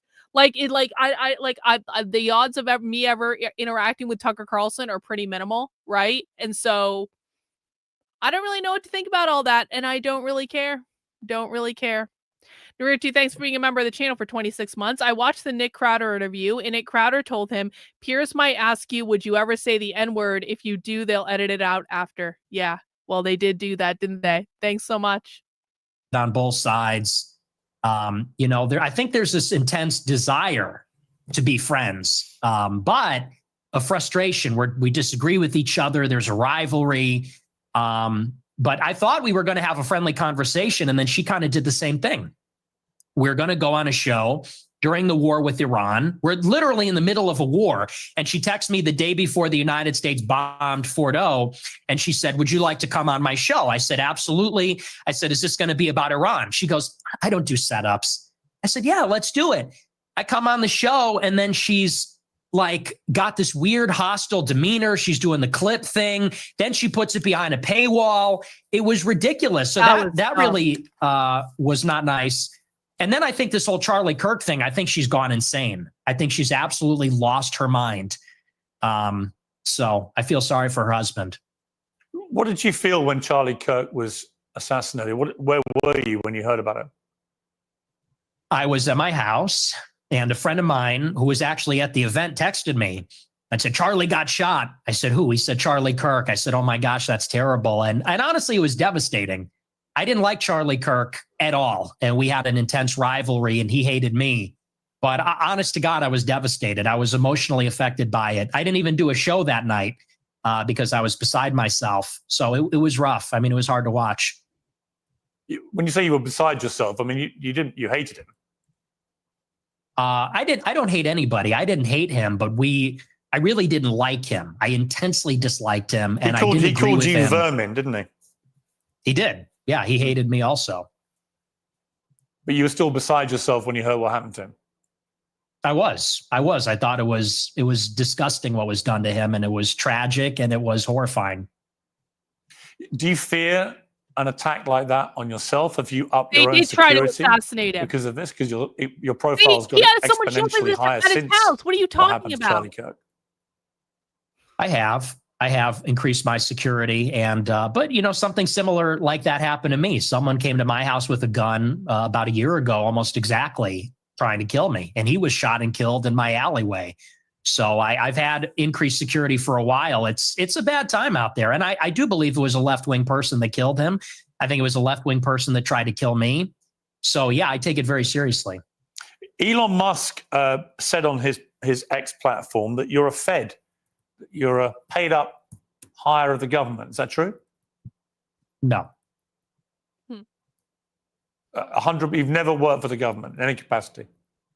I've never talked to federal law enforcement. And actually, I've testified to that fact under oath when I was subpoenaed by the Congress. People leave that part out, but I got subpoenaed, I think, in January 2022, I think it was.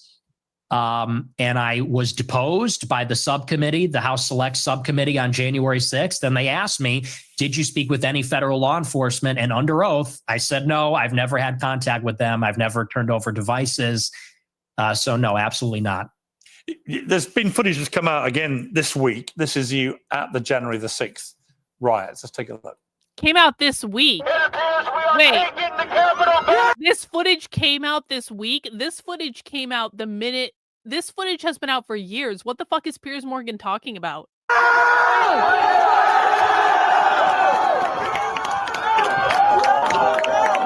Breaking news. Footage came out 4 years ago. Break down the barriers and disregard the police. This capital belongs to us now. The police are evacuating the capital.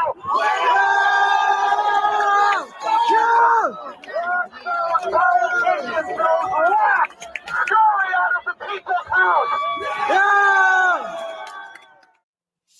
So you're heard there shouting down your loud hailer, break down the barriers and disregard the police. The capital belongs to us now. What did you mean by that? I think it's pretty self-explanatory. The capital belongs to the people. Disregard the police. So you don't support law and order? No, I support law and order. But on that day, the police were brutal. The police killed somebody, Ashley Babbitt. And, they were throwing people off of the rafters. They killed multiple people. So when disregarding the police is the first step to anarchy, isn't it? Well, I think the first step to anarchy is when the government rigs the election, which is what happened. That is when the government loses its legitimacy and its enforcers, consequently, do also. Well, that's exactly what happened in 2020. There was no evidence the government rigged the election. You know that. You're a bright guy. Well, let's talk about it. You want to talk about the election of 2020? Yeah. I think Trump lost it fair and square. I think he fought the wrong argument about the stolen election. I've said to him, to his face, I agree. The argument he should have said is that the deliberate suppression of things like the Hunter Biden laptop scandal from the media, by social media, by big tech, was actually a deliberate attempt to subvert the result of the election. And that's a much better argument, because it's undeniable. When the New York Post that had that exclusive were basically shadow banned off all social media for the 2 weeks before the election, that was an absolute disgrace. And if I was Donald Trump, I would focus on that as being my main argument that that election was slanted against him. When he goes off into saying that there was widespread rigging and voter systems were wrong, we've litigated all this now. Through various court cases, various Republican judges have ruled there was no rigging of that kind. In fact, the American election system is accepted by most people around the world as being one of the best in the world, one of the most reliable. So I just think he fought the wrong argument. If he said the deliberate suppression of damaging stories to the Bidens, which could have swung the election, was outrageous and unacceptable, I'm 100% behind him. But by building this spurious argument that it was all rigged through voting systems and so on, he lost me. Well, I agree about the voting systems, but when they went into the machines, I think that was ridiculous. However, what has to be accounted for is that in 2016, 35% of the votes were cast by mail. By 2020, it was 70% because of the pandemic. So you doubled the amount of votes that happened by mail. They called it in-person early voting. They called it a variety of different things. And the other thing that they changed is they solicited the mail-in ballots. So they sent ballots to people's houses. And once you do that, I mean, you have absentee balloting normally, but it's a process. You got to give your social security number, your ID. They send it to you. There's regulations in place. This is an election where they double the amount of mail-in votes, and they sent ballots to people's houses. And when you do that, you break the chain of custody. So they send the ballot out, and then they tell people return it at a 24-hour ballot drop site that's unsupervised. There's thousands of them, and they're going to hope that all the ballots that find their way into these drop boxes were filled out by the person that the ballot was intended for. And I know that didn't happen. I'll tell you why. My uncle has been dead for 26 years. He got a ballot in 2020. It was mailed to my parents' house. And that was happening at nursing homes. That was happening in apartment buildings. But you also know that every independent body that has looked at this has concluded there was no widespread rigging, that it was a free and fair election, and Trump lost. And the bottom line is he should stop going on about it anyway, because he won back the White House in 2024. By your as you have been so keen to tell me, move on, right? No one wants to look back too far. That's a separate argument. I mean, you can say that he should stop talking about it, but whether it was rigged or not is actually relevant to what happened on January 6th, because what happened on J6 is people were outraged about it. People were furious that, by the way, there's never been an independent ballot audit in all the states where there was alleged to be rigging. That has not happened. And certainly it did not happen up until January 6th. And people said, this is ridiculous. They're stealing it. There was that people, honestly, mirage. if either you or Donald Trump or anybody else wants to show me, I said this to him when I interviewed him last, if you show me the actual hardcore, incontrovertible evidence, then great. I've never seen it. Joe Rogan asked him. He didn't produce it with Joe Rogan. It's just never been produced. But look, I don't want to labor the point on that. So I suppose the more interesting question now, as your influence rises in the conservative movement in America, and there's a lot of splits going on amongst MAGA over a number of issues, and about you, and you know this, is your split with Trump irrevocable? Do you feel now, as we head towards the year of the midterms, that it's time to now look to who his successor will be, and who do you think that person should be? Well, it's not irrevocable, but I am very pessimistic about this administration. And succession is something that I've been interested in for as long as I've been doing this show. And I think it's very clear that they are grooming J.D. Vance to be that successor. And by they, I mean Elon Musk, Tucker Carlson, Peter Thiel. There seems to be an organization that was put in place roughly around 2022 when Peter Thiel was very active in the midterm elections. He spent, I think, over $30 million. $15 million for Vance, $15 million for Masters, spent a lot of money in a lot of other congressional races, trying to unseat the Republicans that voted for impeachment in 21, and also building out a media market, building out a patronage network, funding things like Passage Press, Sovereign House, a number of other projects to create sort of like a self-contained media ecosystem. And Vance is clearly the selected nominee. That is who the interests want. And they've been pushing for him very strongly. So I think he's the heir apparent right now. There's a forceful push. I've heard good things about him. I've heard bad things about him too. And where I think it needs to go is I think we need to return to the message from 2016, what Trump said in the first election, which is we need to drain the swamp. We need to get the money out of politics, the super PACs, the special interests, put America first in foreign policy and the wars, close the border and deport the illegals, and reindustrialize America, bring back manufacturing, bring back jobs. We're in this Cold War with China. We need America to have productive capacity again. We need America to have wealth. So I think whoever is going to bring us back to that, that's who I'm going to support. And I haven't seen enough from Vance yet. You called J.D. Vance's wife a Jeet. What does that mean? It's a slur for Indians. Why would you use that? Well, you want the honest answer? Because you're a racist? No, there's actually a different reason. The reason why I said that, if you watched the whole show, did you watch that whole show, by the way? No, but you've admitted you used that slur. I'm just curious why you would use that about a woman with her heritage. I'll tell you, there's a really important reason why, and this is why context matters. If you look online at the people that are supporting J.D. Vance the most, they are racist. They're racist also, let's say.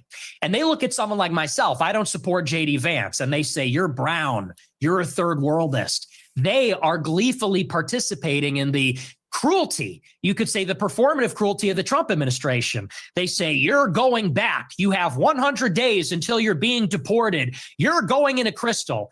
And then they tell us to vote for J.D. Vance. And so all I did on the show is I said, you have basically racist chuds that post memes about Indians all day on Twitter, memes about third worldists and Palestinians even. But then they want to turn around and support a guy who has said on Twitter, how dare you say I'm racist? I have non-white kids and I'm in an interracial marriage. And all I said is that's I just said that's a little ironic. I said that's hypocritical. And Vance is going to have to explain to all of his supporters who have gassed him up as the real mass deportation candidate. He's going to have to explain to them what's going on with that. What is with the contradiction? Because and you it is don't a feel any contradiction. accountability for the millions of young people that will hear you use that slur and think it's fine to use it. No. No, I think that's ridiculous. Okay. Let's take a final break and come back with a little kind of summary of how you think. All right. I gotta end it there. I gotta end it there, guys, because I actually have another show in 20 minutes, and this went longer than I thought it was going to. But overall, massive Nick W, obviously, and Piers L. This was pathetic. But this was like truly a pathetic interview on the part of Piers. And I didn't really care about Piers Morgan either way, to be honest. I never thought he was the smartest guy in the world, but I'm honestly shocked at just how stupid some parts of this interview were. Piers Morgan came across as a pissed off woman. He came across like a feminist. He's gonna get Nick Fuentes in the corner and he's gonna shake his finger at him and clutch his fucking pearls over all of Nick's greatest hits clips. And at the end, Piers goes, "What will you think if the Catholic Church denounces you?" And Nick says, "I'll be disheartened." It would actually be kind of funny and ironic if Nick ever got excommunicated. That would actually be funny. But we got to cut it there because I got another show to do in 20 minutes and I'm going to go eat some poke in the meantime. And so we'll be back to do Disenrage very soon. Jennifer's got some alien thing picked out to watch. I don't really know what we're doing tonight other than some alien thing, but I appreciate everyone hanging out. We will cover the left tomorrow. We will be doing leftist stuff tomorrow at 5 p.m. So please come back if you feel so inclined. Make sure you mount the like button on the way out the door, guys. Make sure you subscribe to the channel if you've not already. And if you're coming back for Disenraged, I'll see you in about 20 minutes. Hey, thanks, Jeff. I do appreciate that. Okay, guys, take care. We'll see you soon.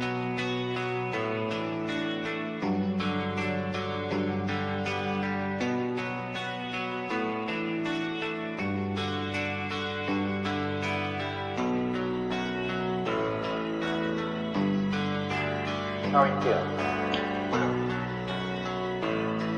How long have you been here? 3 months, May 17th. And what brought you? That's difficult to answer.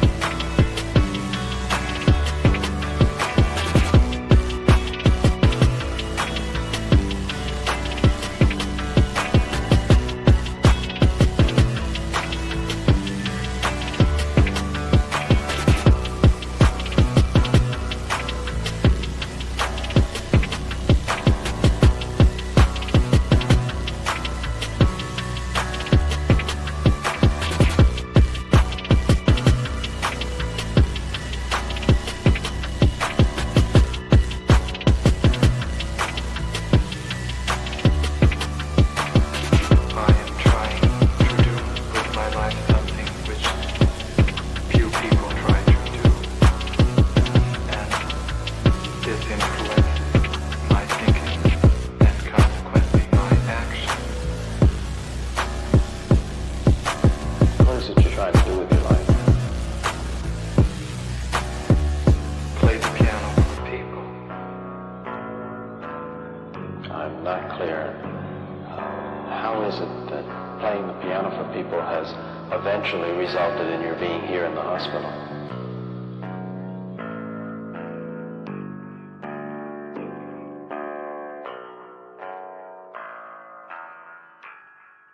That's difficult to answer.